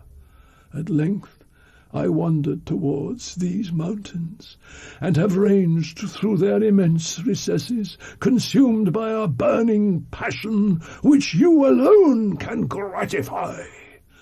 We may not part until you have promised to comply with my requisition. I am alone and miserable. Man will not associate with me, but one as deformed and horrible as myself would not deny herself to be. My companion must be of the same species and have the same defects. This being you must create. The being finished speaking, and fixed his looks upon me in the expectation of a reply. But I was bewildered, perplexed, and unable to understand the full extent of his proposition. He continued, "You must create a female for me, with whom I can live in the interchange of those sympathies necessary for my being. This you alone can do, and I demand it of you as a right which you must not refuse to concede." The latter part of his tale had kindled anew in me the anger that had died away while he narrated his peaceful life among the cottagers. And as he said this, I could no longer suppress the rage that burned within me. "I do refuse it," I replied, "and no torture shall ever extort a consent from me. You may render me the most miserable of men, but you shall never make me base in my own eyes. Shall I create another like yourself, whose joint wickedness might desolate the world? Begone! I have answered you. You may torture me, but I will never consent." "You are in the wrong, and instead of threatening, I am content to reason with you. I am malicious because I am miserable. Am I not shunned and hated by all mankind? If I cannot inspire love, I will cause fear, and chiefly towards you, my arch-enemy, because my Creator, do I swear inextinguishable hatred. Have a care! I will work at your destruction, nor finish until I desolate your heart, so that you shall curse the hour of your birth." The being finished speaking, and fixed his looks upon me in the expectation of a reply.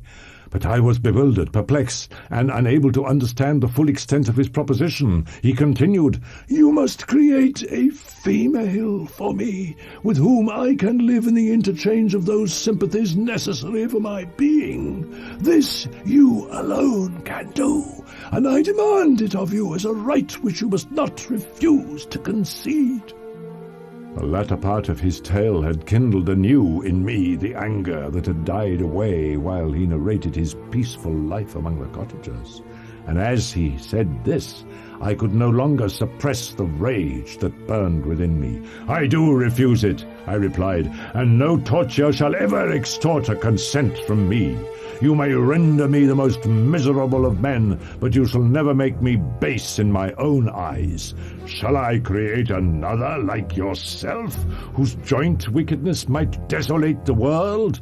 Begone! I have answered you. You may torture me, but I will never consent." "You are in the wrong, and instead of threatening, I am content to reason with you.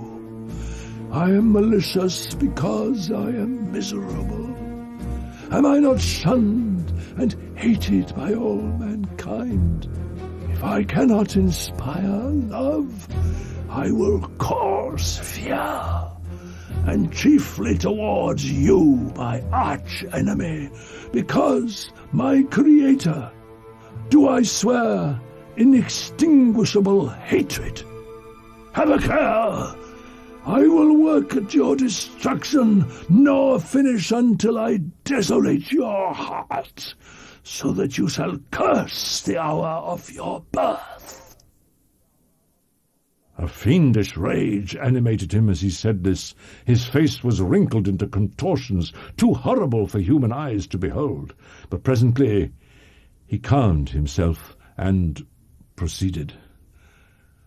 "What I ask of you is reasonable and moderate. I demand a creature of another sex, but as hideous as myself.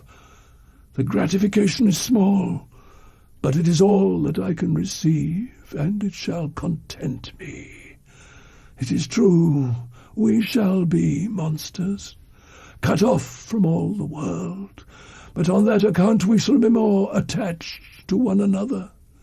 Our lives will not be happy, but they will be harmless and free from the misery I now feel.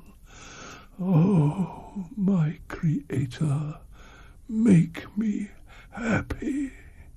Let me feel gratitude towards you for one benefit. Let me see that I excite the sympathy of some existing thing. Do not deny me my request." I was moved.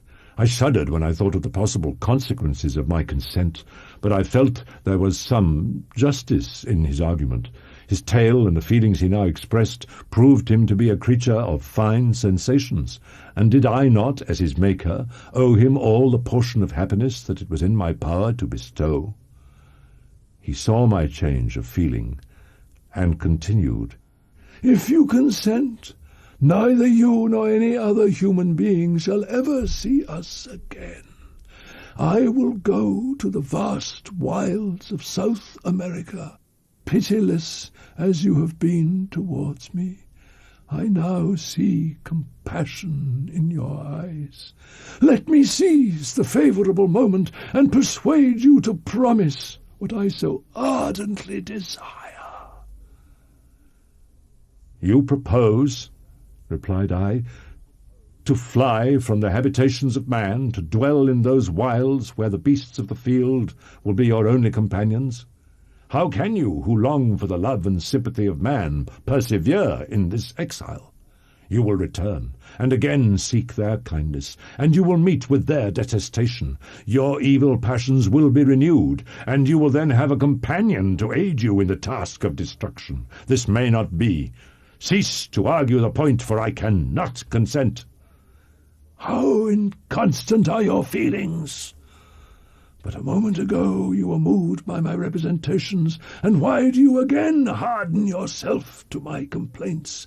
I swear to you by the earth which I inhabit, and by you that made me, that with the companion you bestow I will quit the neighbourhood of man, and dwell as it may chance in the most savage of places.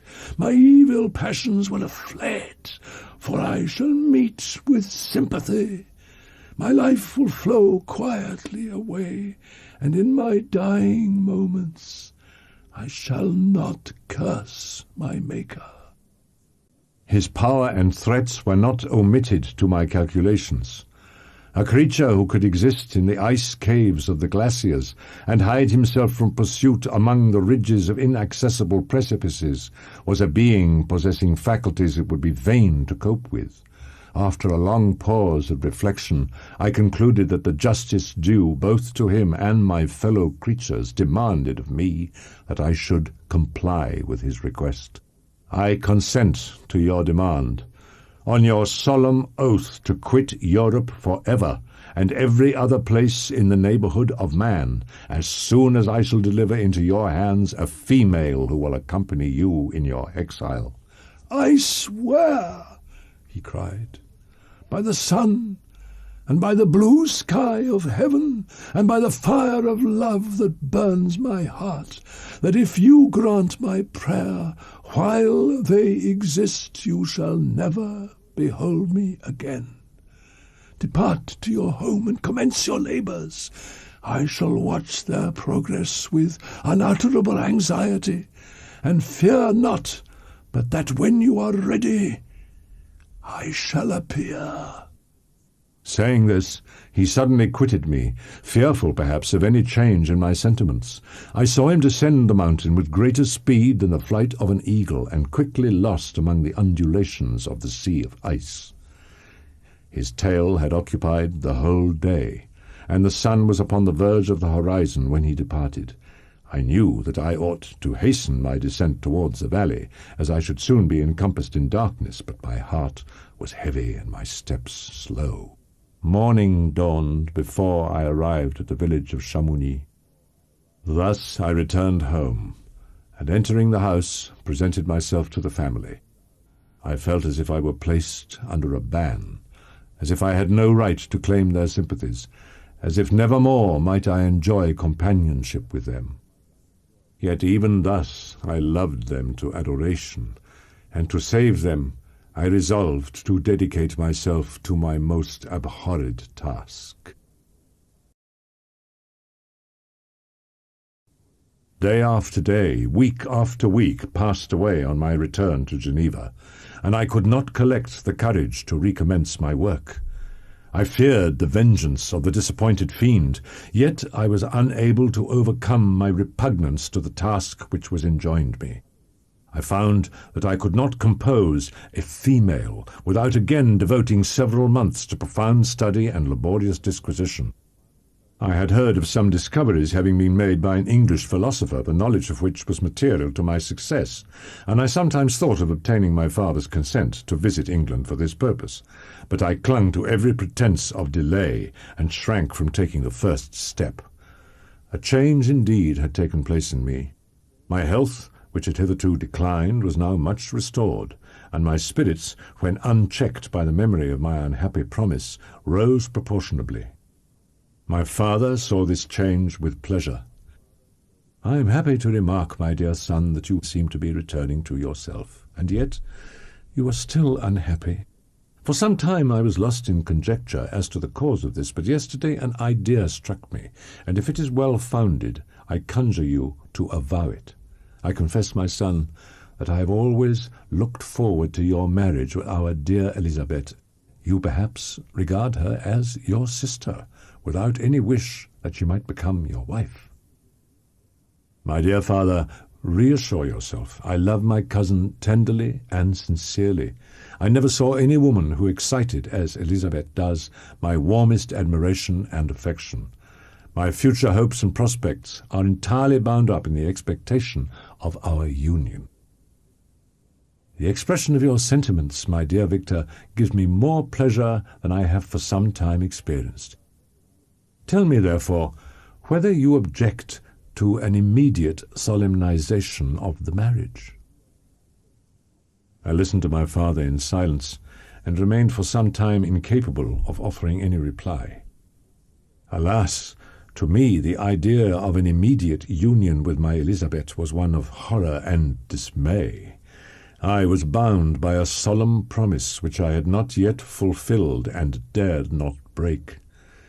I must perform my engagement, and let the monster depart with his mate, before I allowed myself to enjoy the delight of a union from which I expected peace. These feelings dictated my answer to my father. I expressed a wish to visit England, but concealing the true reasons of this request, while I urged my desire with an earnestness that easily induced my father to comply. The duration of my absence was left to my own choice. A few months, or at most a year, was the period contemplated. One paternal kind precaution he had taken to ensure my having a companion. He had arranged that Clerval should join me in Strasbourg. This interfered with the solitude I coveted for the prosecution of my task, yet I rejoiced that thus I should be saved many hours of lonely, maddening reflection. Nay, Henri might stand between me and the intrusion of my foe. To England, therefore, I was bound, and it was understood that my union with Elizabeth should take place immediately on my return. It was in the latter end of September that I again quitted my native country. I threw myself into the carriage that was to convey me away, hardly knowing whither I was going, and careless of what was passing around. I remembered only, and it was with a bitter anguish that I reflected on it, to order that my chemical instruments should be packed to go with me. I arrived at Strasbourg, where I waited 2 days for Clerval. He came. Alas, how great was the contrast between us! He was alive to every new scene, joyful when he saw the beauties of the setting sun, and more happy when he beheld it rise and recommence a new day. I, a miserable wretch, haunted by a curse that shut up every avenue to enjoyment. We had agreed to descend the Rhine in a boat from Strasbourg to Rotterdam, whence we might take shipping for London. It was on a clear morning in the latter days of December that I first saw the white cliffs of Britain. At length we saw the numerous steeples of London, St. Paul's towering above all, and the Tower, famed in English history. We determined to remain several months in this wonderful and celebrated city. I was principally occupied with the means of obtaining the information necessary for the completion of my promise, and quickly availed myself of the letters of introduction that I had brought with me, addressed to the most distinguished natural philosopher. But I was in no mood to laugh and talk with strangers, or enter into their feelings or plans with the good humour expected from a guest, and accordingly I told Clerval that I wished to make a tour of Scotland alone. "Do you," said I, "enjoy yourself, and let this be our rendezvous. I may be absent a month or two, and when I return, I hope it will be with a lighter heart, more congenial to your own temper." Having parted from my friend, I determined to visit some remote spot of Scotland and finish my work in solitude. I did not doubt but that the monster followed me, and would discover himself to me when I should have finished, that he might receive his companion.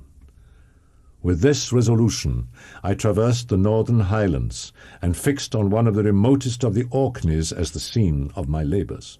On the whole island there were but 3 miserable huts, and one of these was vacant when I arrived. This I hired. It contained but 2 rooms, and these exhibited all the squalidness of the most miserable penury. In this retreat I devoted the morning to labour. But in the evening, when the weather permitted, I walked on the stony beach of the sea to listen to the waves as they roared and dashed at my feet. I thought of Switzerland. It was far different from this desolate and appalling landscape. It was indeed a filthy process in which I was engaged. During my first experiment, a kind of enthusiastic frenzy had blinded me to the horror of my employment. My mind was intently fixed on the consummation of my labour, and my eyes shut to the horror of my proceedings. But now I went to it in cold blood, and my heart often sickened at the work of my hands. I grew restless and nervous. Every moment I feared to meet my persecutor. I feared to wander from the sight of my fellow creatures, lest, when alone, he should come to claim his companion. I sat one evening in my laboratory. The sun had set, and the moon was just rising from the sea. As I sat, a train of reflection occurred to me, which led me to consider the effects of what I was now doing. 3 years before, I was engaged in the same manner, and had created a fiend whose unparalleled barbarity had desolated my heart. I was now about to form another being, of whose dispositions I was alike ignorant. She might become 10,000 times more malignant than her mate. He had sworn to quit the neighbourhood of man and hide himself in deserts, but she had not. And she, who in all probability was to become a thinking and reasoning animal, might refuse to comply with a compact made before her creation. They might even hate each other. The creature who already lived loathed his own deformity. She also might turn with disgust from him to the superior beauty of man. She might quit him, and he be again alone, exasperated by the fresh provocation of being deserted by one of his own species. Even if they were to leave Europe and inhabit the deserts of the New World, yet one of the first results of those sympathies for which the demon thirsted would be children, and a race of devils would be propagated upon the earth. Had I a right for my own benefit to inflict this curse upon everlasting generations?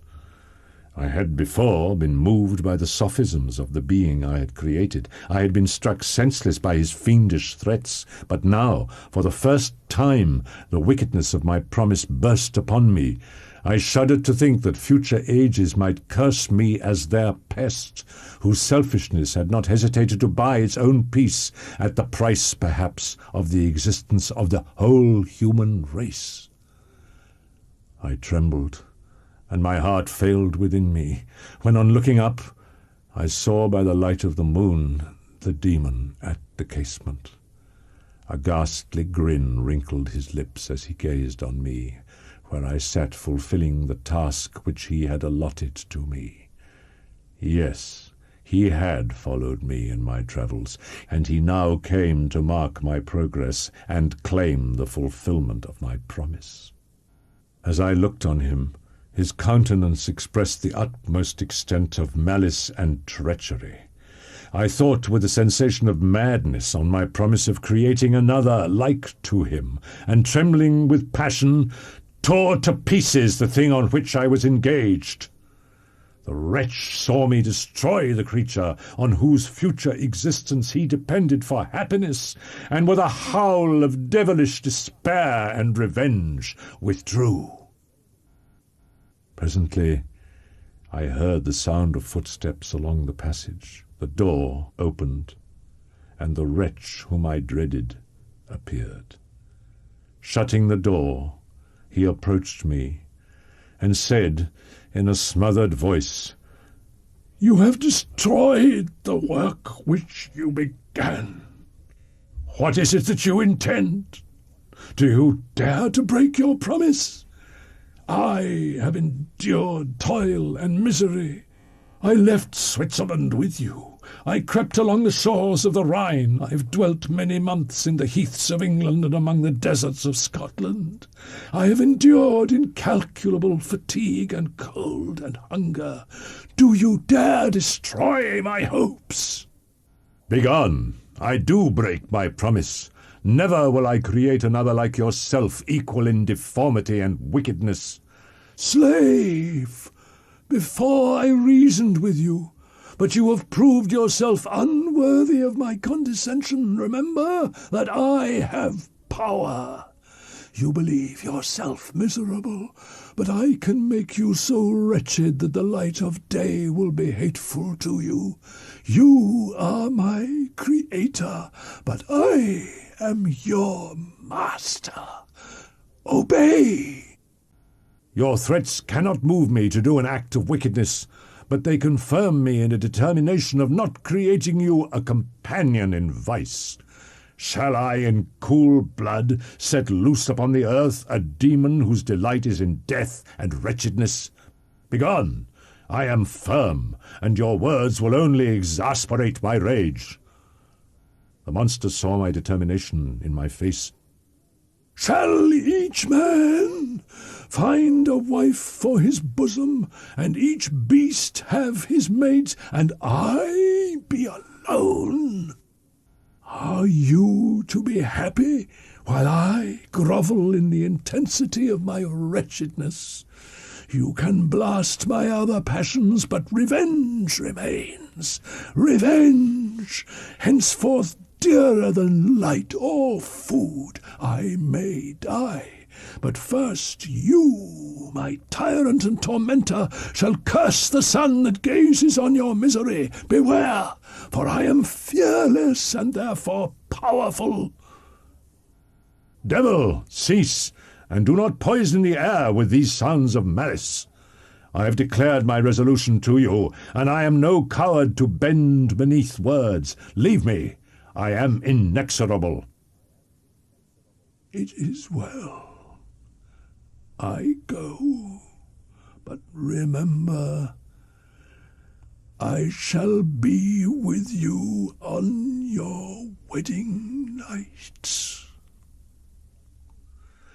I started forward and exclaimed, "Villain! Before you sign my death warrant, be sure that you are yourself safe." I would have seized him, but he eluded me and quitted the house with precipitation. In a few moments I saw him in his boat, which shot across the waters with an arrowy swiftness and was soon lost amidst the waves. All again was silent, but his words rang in my ears. I will be with you on your wedding night. That then was the period fixed for the fulfillment of my destiny.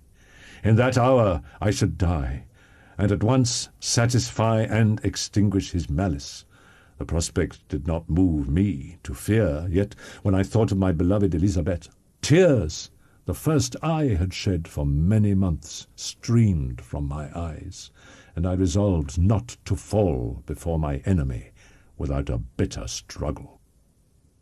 The night passed away, and the sun rose from the ocean. My feelings became calmer. I saw a fishing boat land close to me, and one of the men brought me a packet.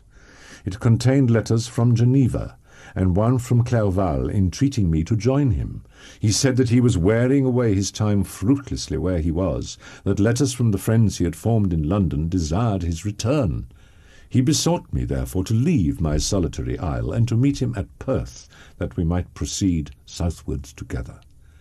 This letter in a degree recalled me to life, and I determined to quit my island at the expiration of 2 days. Yet before I departed there was a task to perform on which I shuddered to reflect. I must pack up my chemical instruments, and for that purpose I must enter the room which had been the scene of my odious work, and I must handle those utensils, the sight of which was sickening to me. The next morning, at daybreak, I summoned sufficient courage and unlocked the door of my laboratory. The remains of the half-finished creature whom I had destroyed lay scattered on the floor, and I almost felt as if I had mangled the living flesh of a human being. With trembling hand I conveyed the instruments out of the room, but I reflected that I ought not to leave the relics of my work to excite the horror and suspicion of the peasants, and I accordingly put them into a basket with a great quantity of stones, and determined to throw them into the sea that very night. Between 2 and 3 in the morning the moon rose, and I then, putting my basket aboard a little skiff, sailed out about 4 miles from the shore. At one time the moon, which had before been clear, was suddenly overspread by a thick cloud, and I took advantage of the moment of darkness and cast my basket into the sea. I listened to the gurgling sound as it sunk, and then sailed away from the spot. The sky became clouded, but the air was pure, although chilled by the northeast breeze that was then rising. But it refreshed me and filled me with such agreeable sensations that I resolved to prolong my stay on the water, and fixing the rudder in a direct position, stretched myself at the bottom of the boat. Clouds hid the moon, everything was obscure, and I heard only the sound of the boat as its keel cut through the waves. The murmur lulled me, and in a short time I slept soundly. I do not know how long I remained in this situation, but when I awoke I found that the sun had already mounted considerably. The wind was high, and the waves continually threatened the safety of my little skiff. Some hours passed thus, but by degrees, as the sun declined towards the horizon, the wind died away into a gentle breeze, and the sea became free from breakers. But these gave place to a heavy swell. I felt sick, and hardly able to hold the rudder, when suddenly I saw a line of high land towards the south. I constructed another sail, and eagerly steered my course towards the land. I perceived a small, neat town and a good harbour, which I entered, my heart bounding with joy at my unexpected escape. As I was occupied in fixing the boat and arranging the sails, several people crowded towards the spot. "My good friends," said I, "will you be so kind as to tell me the name of this town, and inform me where I am?" "You will know that soon enough," replied a man with a hoarse voice. "Maybe you are come to a place that will not prove much to your taste, but you will not be consulted as to your quarters, I promise you." I was exceedingly surprised on receiving so rude an answer from a stranger. "Why do you answer me so roughly?" I replied. "Surely it is not the custom of Englishmen to receive strangers so inhospitably?" "I do not know," said the man, "what the custom of the English may be, but it is the custom of the Irish to hate villains." I then moved forward, and a murmuring sound arose from the crowd as they followed and surrounded me, when an ill-looking man approaching tapped me on the shoulder and said, "Come, sir, you must follow me to Mr. Kerwin's to give an account of yourself." "Who is Mr. Kerwin? Why am I to give an account of myself? Is not this a free country?" "Aye, sir, free enough for honest folks. Mr. Kerwin is a magistrate, and you are to give an account of the death of a gentleman who was found murdered here last night." This answer startled me, but I presently recovered myself. I was innocent. That could easily be proved. Accordingly, I followed my conductor in silence and was led to one of the best houses in the town. I was soon introduced into the presence of the magistrate, an old, benevolent man with calm and mild manners. He looked upon me, however, with some degree of severity, and then he asked who appeared as witnesses on this occasion. About half a dozen men came forward, and one being selected by the magistrate, he deposed that he had been out fishing the night before with his son and brother-in-law, Daniel Nugent, when about 10 o'clock they observed a strong northerly blast rising, and they accordingly put in for port. It was a very dark night, as the moon had not yet risen. They did not land at the harbour, but as they had been accustomed, at a creek about 2 miles below. He walked on first, carrying a part of the fishing tackle, and his companions followed him at some distance. As he was proceeding along the sands, he struck his foot against something, and fell at his length on the ground. His companions came up to assist him, and they found that he had fallen on the body of a man who was to all appearance dead. Their first supposition was that it was the corpse of some person who had been drowned and was thrown on shore by the waves, but on examination they found that the clothes were not wet, and even that the body was not then cold. They instantly carried it to the cottage of an old woman near the spot, and endeavoured, but in vain, to restore it to life. It appeared to be a handsome young man, about 25 years of age. He had apparently been strangled, for there was no sign of any violence, except the black mark of fingers on his neck.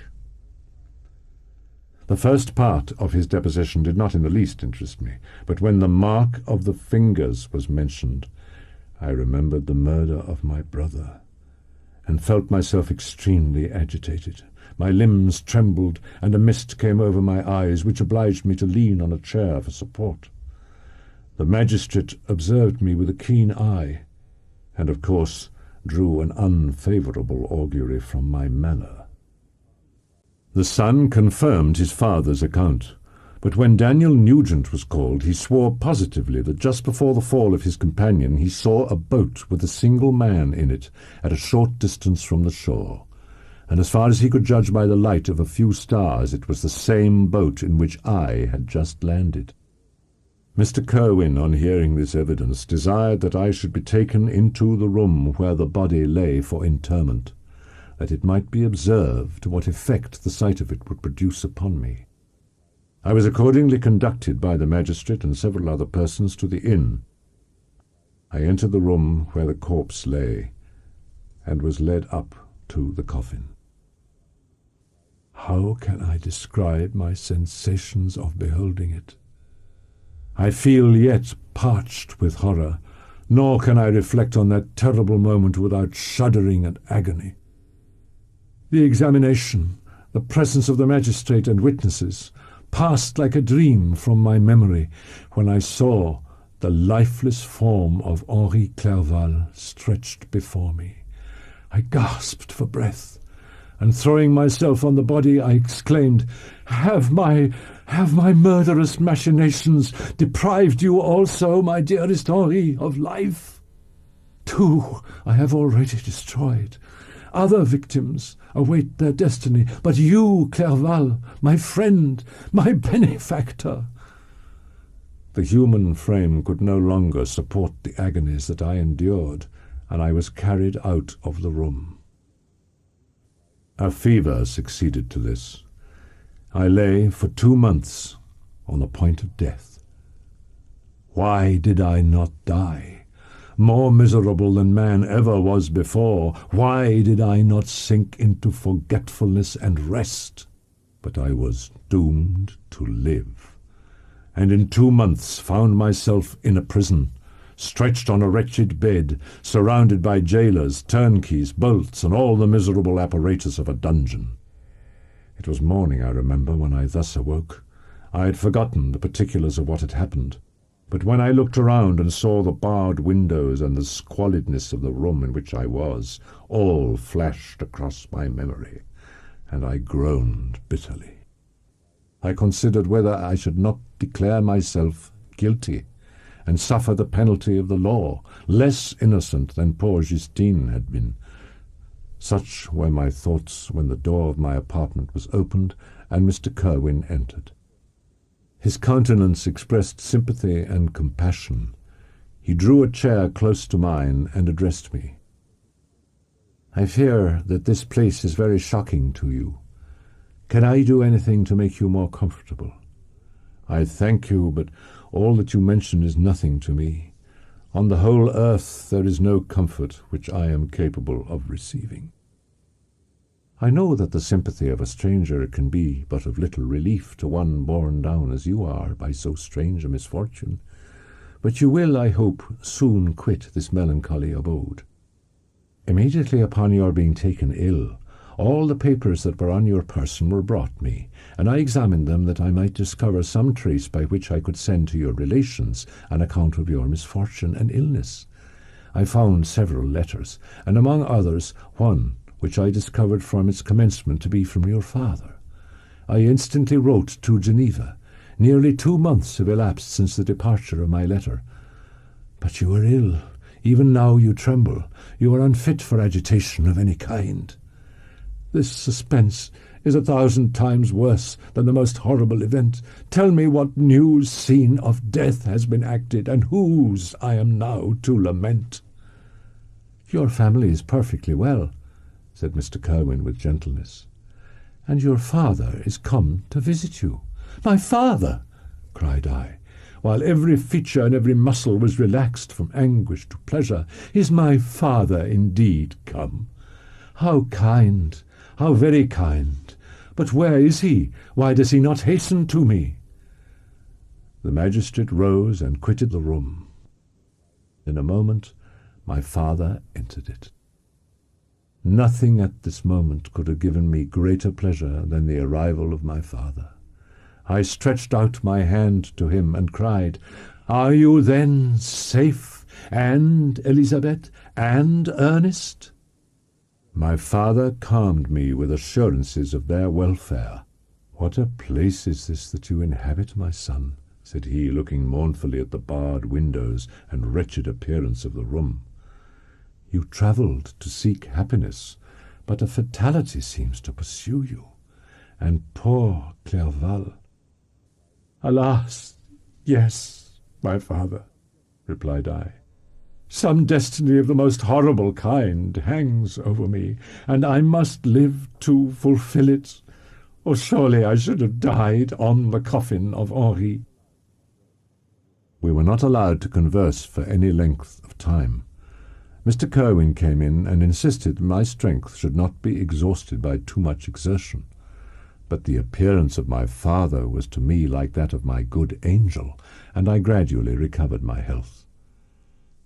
The season of the assizes approached. The grand jury rejected the bill, on its being proved that I was on the Orkney Islands at the hour the body of my friend was found, and I was liberated from prison. It was necessary that I should return without delay to Geneva, there to watch over the lives of those I so fondly loved, and to lie in wait for the murderer, that if any chance led me to the place of his concealment, or if he dared again to blast me by his presence, I might with unfailing aim put an end to the existence of the monstrous image which I had endued with the mockery of a soul still more monstrous. We took our passage on board a vessel bound for Havre de Grace, and sailed with a fair wind from the Irish shores. We landed and proceeded to Paris. I soon found that I had overtaxed my strength, and that I must repose before I could continue my journey. A few days before we left Paris on our way to Switzerland, I received the following letter from Elizabeth. My dear friend, it gave me the greatest pleasure to receive a letter from my uncle dated at Paris, and I may hope to see you in less than a fortnight. I dare not any longer postpone writing what, during your absence, I have often wished to express to you, but have never had the courage to begin.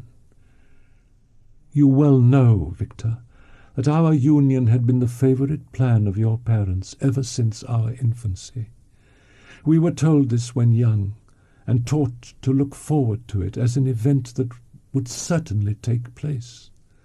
We were affectionate playfellows during childhood, and I believe dear and valued friends to one another as we grew older. But as brother and sister often entertain a lively affection towards each other, without desiring a more intimate union, may not such also be our case? Tell me, dearest Victor, answer me, I conjure you by our mutual happiness, with simple truth. Do you not love another?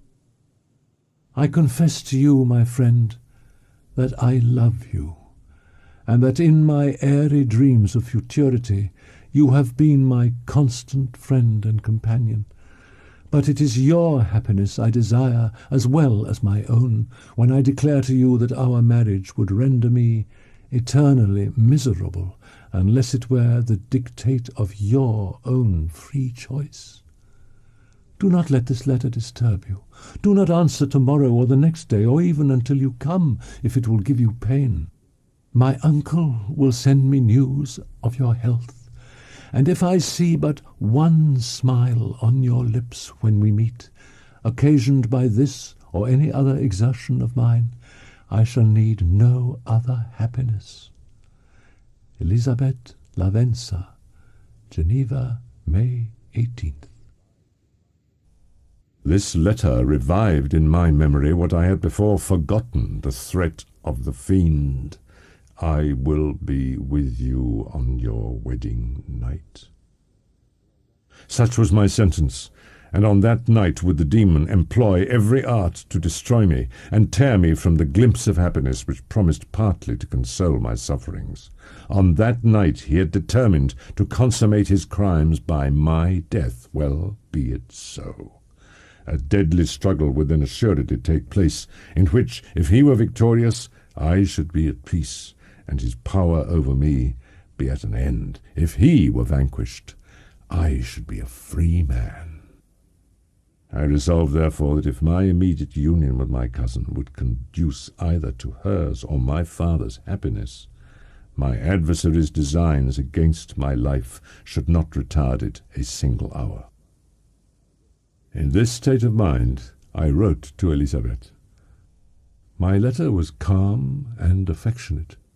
Chase away your idle fears. To you alone do I consecrate my life and my endeavours for contentment. I have one secret, Elizabeth, a dreadful one. When revealed to you, it will chill your frame with horror, and then, far from being surprised at my misery, you will only wonder that I survive what I have endured. I will confide this tale of misery and terror to you the day after our marriage shall take place, for, my sweet cousin, there must be perfect confidence between us. But until then, I conjure you, do not mention or allude to it. In about a week after the arrival of Elizabeth's letter, we returned to Geneva. The sweet girl welcomed me with warm affection, yet tears were in her eyes as she beheld my emaciated frame and feverish cheeks. I saw change in her also. She was thinner, but her gentleness and soft looks of compassion made her a more fit companion for one blasted and miserable as I was.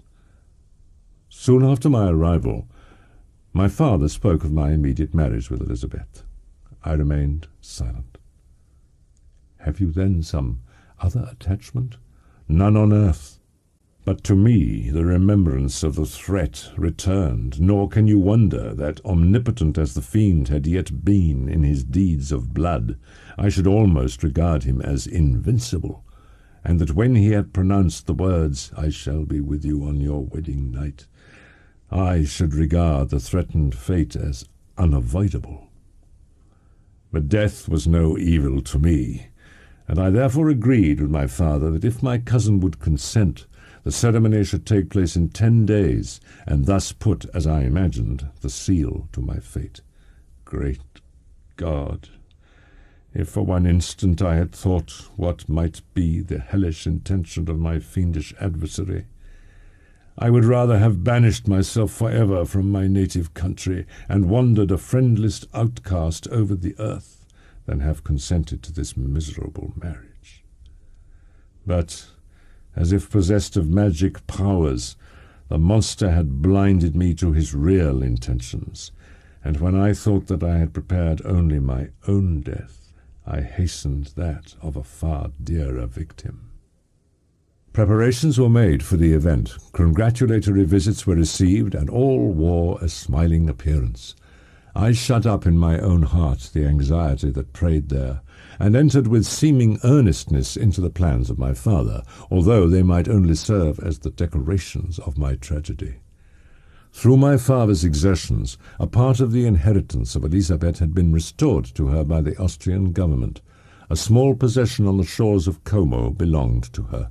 It was agreed that immediately after our union we should proceed to Villa Lavenza and spend our first days of happiness beside the beautiful lake near which it stood. Indeed, as the period approached, the threat appeared more as a delusion, not to be regarded as worthy to disturb my peace, while the happiness I hoped for in my marriage wore a greater appearance of certainty, as the day fixed for its solemnization drew nearer, and I heard it continually spoken of as an occurrence which no accident could possibly prevent. Elizabeth seemed happy, but on the day that was to fulfill my wishes and my destiny, she was melancholy, and a presentiment of evil pervaded her, and perhaps also she thought of the dreadful secret which I had promised to reveal to her on the following day. After the ceremony was performed, a large party assembled at my father's, but it was agreed that Elizabeth and I should commence our journey by water, sleeping that night at Evian and continuing our voyage on the following day. The day was fair, the wind favourable, all smiled on our nuptial embarkation. Those were the last moments of my life during which I enjoyed the feeling of happiness. We passed rapidly along. The sun was hot, but we were sheltered from its rays by a kind of canopy, while we enjoyed the beauty of the scene, sometimes on one side of the lake where we saw Mont Salève, the pleasant banks of Montalegre, and at a distance surmounting all the beautiful Mont Blanc. I took the hand of Elizabeth. "You are sorrowful, my love. Ah, if you knew what I have suffered and what I may yet endure, you would endeavour to let me taste the quiet and freedom from despair that this one day at least permits me to enjoy." "Be happy, my dear Victor," replied Elizabeth. "There is, I hope, nothing to distress you. And be assured that if a lively joy is not painted in my face, my heart is contented. Something whispers to me not to depend too much on the prospect that is opened before us, but I will not listen to such a sinister voice." It was 8 o'clock when we landed. We walked for a short time on the shore, and then retired to the inn. I had been calm during the day, But so soon as night obscured the shapes of objects, 1,000 fears arose in my mind. I was anxious and watchful, while my right hand grasped a pistol which was hidden in my bosom. Every sound terrified me, but I resolved that I would sell my life dearly and not shrink from the conflict until my own life or that of my adversary was extinguished. Elizabeth observed my agitation for some time in timid and fearful silence, but there was something in my glance which communicated terror to her, and trembling she asked, "What is it that agitates you, my dear Victor? What is it you hear?" "Oh, peace, peace, my love," replied I. "This night, and all will be safe. But this night is dreadful, very dreadful." I passed an hour in this state of mind, when suddenly I reflected how fearful the combat which I momentarily expected would be to my wife, and I earnestly entreated her to retire, resolving not to join her until I had obtained some knowledge as to the situation of my enemy. She left me, and I continued some time walking up and down the passages of the house, and inspecting every corner that might afford a retreat to my adversary, but I discovered no trace of him, and was beginning to conjecture that some fortunate chance had intervened to prevent the execution of his menaces, when suddenly I heard a shrill and dreadful scream. It came from the room into which Elizabeth had retired. The scream was repeated, and I rushed into the room. Great God, why did I not then expire? Why am I here to relate the destruction of the purest creature of earth? She was there, lifeless and inanimate, thrown across the bed, her head hanging down and her pale and distorted features half covered by her hair. I fell senseless on the ground. When I recovered, I found myself surrounded by the people of the inn. Their countenances expressed a breathless terror. I escaped from them to the room where lay the body of Elizabeth. She had been moved from the posture in which I had first beheld her. I might have supposed her asleep. I rushed towards her and embraced her with ardor, but the deadly languor and coldness of the limbs told me that what I now held in my arms had ceased to be the Elizabeth whom I had loved and cherished. The murderous mark of the fiend's grasp was on her neck, and the breath had ceased to issue from her lips. While I still hung over her in the agony of despair, I happened to look up. The shutters had been thrown back, and with a sensation of horror not to be described, I saw at the open window a figure the most hideous and abhorred. A grin was on the face of the monster. He seemed to jeer, as with his fiendish finger he pointed towards the corpse of my wife. I rushed towards the window, and drawing a pistol from my bosom, fired, but he eluded me, leaped from his station, and running with the swiftness of lightning, plunged into the lake. The report of the pistol brought a crowd into the room. I pointed to the spot where he had disappeared, and we followed the track with boats. Nets were cast, but in vain. After passing several hours, we returned hopeless, most of my companions believing it to have been a form conjured up by my fancy. After having landed, they proceeded to search the country, parties going in different directions among the woods and vines. I was bewildered in a cloud of wonder and horror. The death of William, the execution of Justine, the murder of Clerval, and lastly of my wife. Even at that moment, I knew not that my only remaining friends were safe from the malignity of the fiend. My father even now might be writhing under his grasp, and Ernest might be dead at his feet. This idea made me shudder and recalled me to action. I resolved to return to Geneva with all possible speed. I arrived at Geneva. My father and Ernest yet lived, but the former sunk under the tidings that I bore. He could not live under the horrors that were accumulated around him.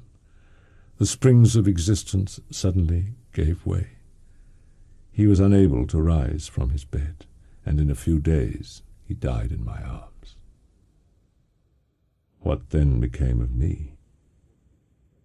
As the memory of past misfortunes pressed upon me, I began to reflect on their cause, the monster whom I had created. I was possessed by a maddening rage when I thought of him, and desired and ardently prayed that I might have him within my grasp, to wreak a great and signal revenge on his cursed head. My first resolution was to quit Geneva forever. I wandered many hours round the confines of the town, uncertain what path I should pursue. As night approached, I found myself at the entrance of the cemetery where William, Elizabeth, and my father reposed. I entered it, and approached the tomb which marked their graves. I knelt on the grass and kissed the earth, and with quivering lips exclaimed, "By the sacred earth on which I kneel, by the shades that wander near me, by the deep and eternal grief that I feel, I swear, and by thee, O night, and the spirits that preside over thee, to pursue the demon who caused this misery until he or I shall perish in mortal conflict." I was answered through the stillness of night by a loud and fiendish laugh. The laughter died away, when a well-known and abhorred voice, apparently close to my ear, addressed me in an audible whisper. "I am satisfied. Miserable wretch, you have determined to live, and I am satisfied." I darted towards the spot from which the sound proceeded, but the devil eluded my grasp. I pursued him, and for many months this has been my task. Guided by a slight clue, I followed the windings of the Rhone, but vainly. Amidst the wilds of Tartary and Russia, although he still evaded me, I have ever followed in his track. My life, as it passed thus, was indeed hateful to me, and it was during sleep alone that I could taste joy. As I still pursued my journey to the northward, the snows thickened, and the cold increased in a degree almost too severe to support. Calling on heaven to support me, I continued with unabated fervour to traverse immense deserts until the ocean appeared at a distance. Oh, how unlike it was to the blue seasons of the south! Covered with ice, it was only to be distinguished from land by its superior wildness and ruggedness. I pressed on, and in 2 days arrived at a wretched hamlet on the seashore. I inquired of the inhabitants concerning the fiend, and gained accurate information.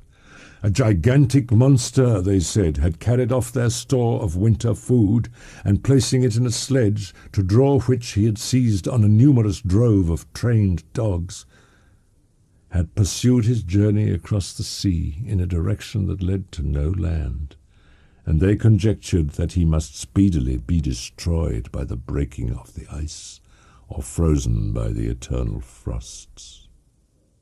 After a slight repose, I prepared for my journey. I exchanged my land sledge for one fashioned for the inequalities of the frozen ocean, and purchasing a plentiful stock of provisions, I departed from land. I cannot guess how many days have passed since then, but by the quantity of provision which I had consumed, I should guess that I had passed 3 weeks in this journey. I viewed the expanse before me with anguish, when suddenly my eye caught a dark speck upon the dusky plain. I strained my sight to discover what it could be, and uttered a wild cry of ecstasy when I distinguished a sledge and the distorted proportions of a well-known form within. After an hour's rest, I continued my route. The sledge was still visible. I indeed perceptibly gained on it, and when, after nearly 2 days' journey, I beheld my enemy at no more than a mile distant, my heart bounded within me. But now, when I appeared almost within grasp of my foe, my hopes were suddenly extinguished, and I lost all trace of him more utterly than I had ever done before. I pressed on, but in vain, The wind arose, the sea roared, and as with the mighty shock of an earthquake, it split and cracked with a tremendous and overwhelming sound. The work was soon finished. In a few minutes, a tumultuous sea rolled between me and my enemy, and I was left drifting on a scattered piece of ice that was continually lessening and thus preparing for me a hideous death. In this manner many appalling hours passed, and I was about to sink under the accumulation of distress when I saw your vessel riding at anchor. I had no conception that vessels ever came so far north, and I was astounded at the sight. I had determined, if you were going southwards, still to trust myself to the mercy of the seas rather than abandon my purpose. Oh, when will my guiding spirit, in conducting me to the demon, allow me the rest I so much desire? Or must I die, and he yet live? If I do, swear to me, Walton, that he shall not escape, that you will seek him and satisfy my vengeance in his death. He is eloquent and persuasive, and once his words had even power over my heart, but trust him not. His soul is as hellish as his form, full of treachery and fiend-like malice. Hear him not. Call on the manes of William, Justine, Clerval, Elizabeth, my father, and of the wretched Victor, and thrust your sword into his heart. I will hover near and direct the steel aright. August 26th. You have read this strange and terrific story, Margaret, and do you not feel your blood congeal with horror, like that which even now curdles mine? Sometimes I endeavoured to gain from Frankenstein the particulars of his creature's formation, but on this point he was impenetrable. Thus has a week passed away, while I have listened to the strangest tale that ever imagination formed. September 2nd. My beloved sister, I am surrounded by mountains of ice which admit of no escape, and threaten every moment to crush my vessel. The brave fellows whom I have persuaded to be my companions look towards me for aid, but I have none to bestow. There is something terribly appalling in our situation, yet my courage and hopes do not desert me. Yet it is terrible to reflect that the lives of all these men are endangered through me. If we are lost, my mad schemes are the cause. September the 9th, the ice cracked behind us and was driven with force towards the north. A breeze sprung from the west, and on the 11th the passage towards the south became perfectly free. When the sailors saw this, and that their return to their native country was apparently assured, a shout of tumultuous joy broke from them, loud and long continued. Frankenstein, who was dozing, awoke and asked the cause of the tumult. "They shout," I said, "because they will soon return to England." "Do you then really return?" "Alas, yes. I cannot lead them unwillingly to danger, and I must return." "Do so if you will, but I will not. You may give up your purpose, but mine is assigned to me by heaven, and I dare not." Saying this, he endeavoured to spring from the bed, but the exertion was too great for him. He fell back and fainted. The surgeon gave him a composing draught and ordered us to leave him undisturbed. In the meantime, he told me that my friend had certainly not many hours to live. About half an hour afterwards he attempted again to speak, but was unable. He pressed my hand feebly, and his eyes closed forever, while the irradiation of a gentle smile passed away from his lips. I am interrupted. What do these sounds portend? It is midnight. The breeze blows fairly, and the watch on deck scarcely stir.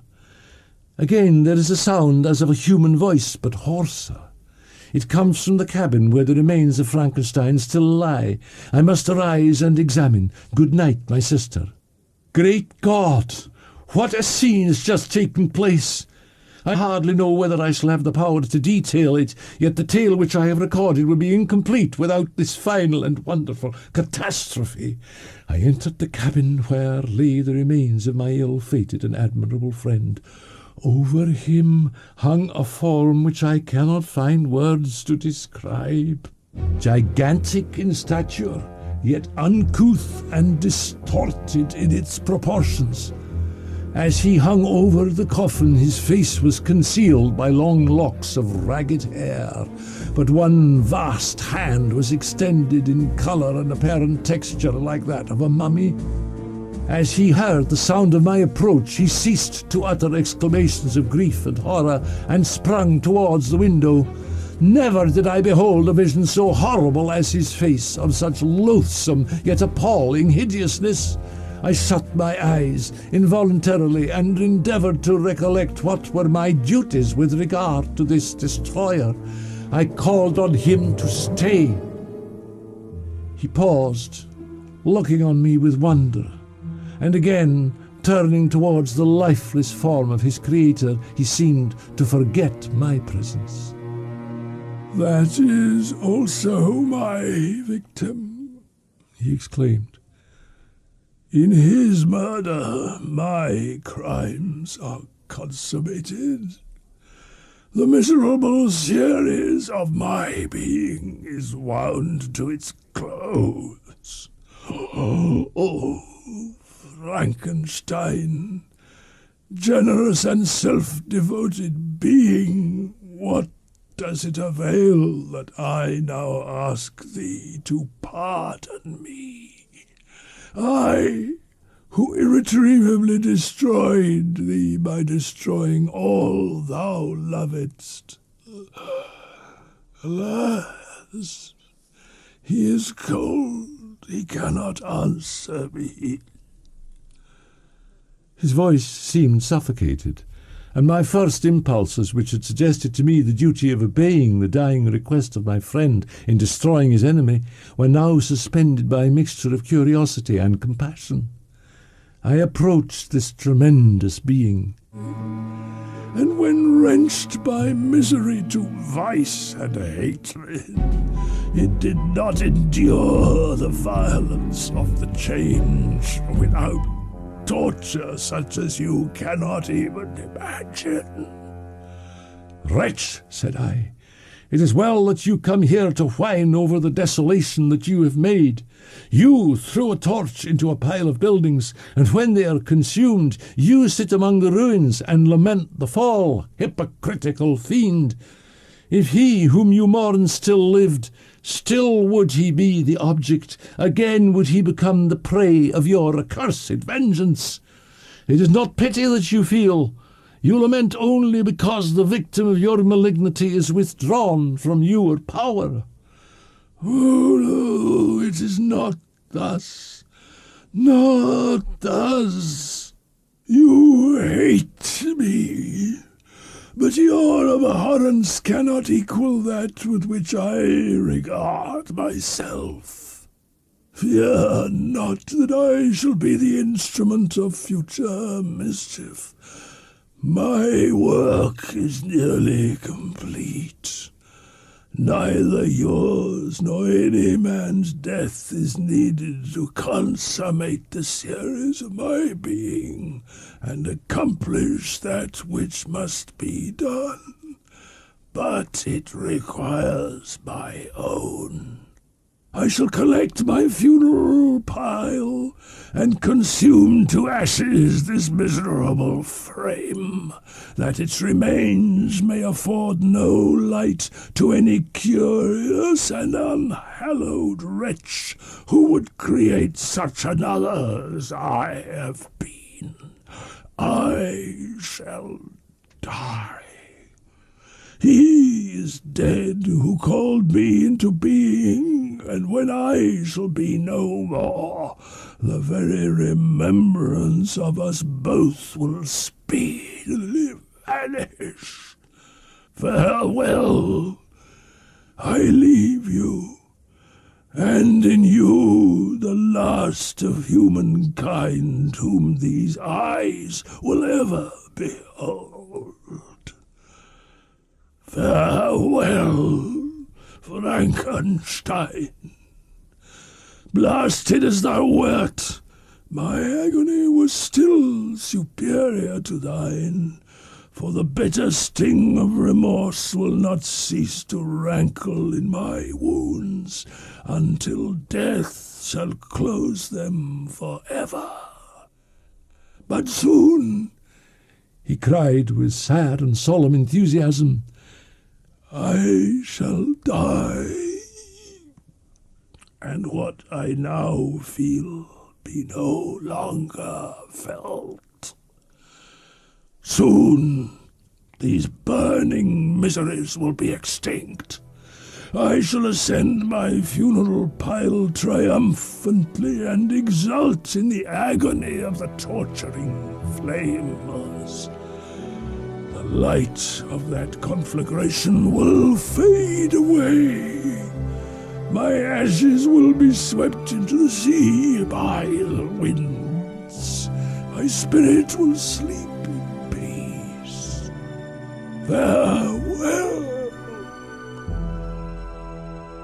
He sprung from the cabin window as he said this upon the ice raft which lay close to the vessel. He was soon borne away by the waves and lost in darkness and distance. The end.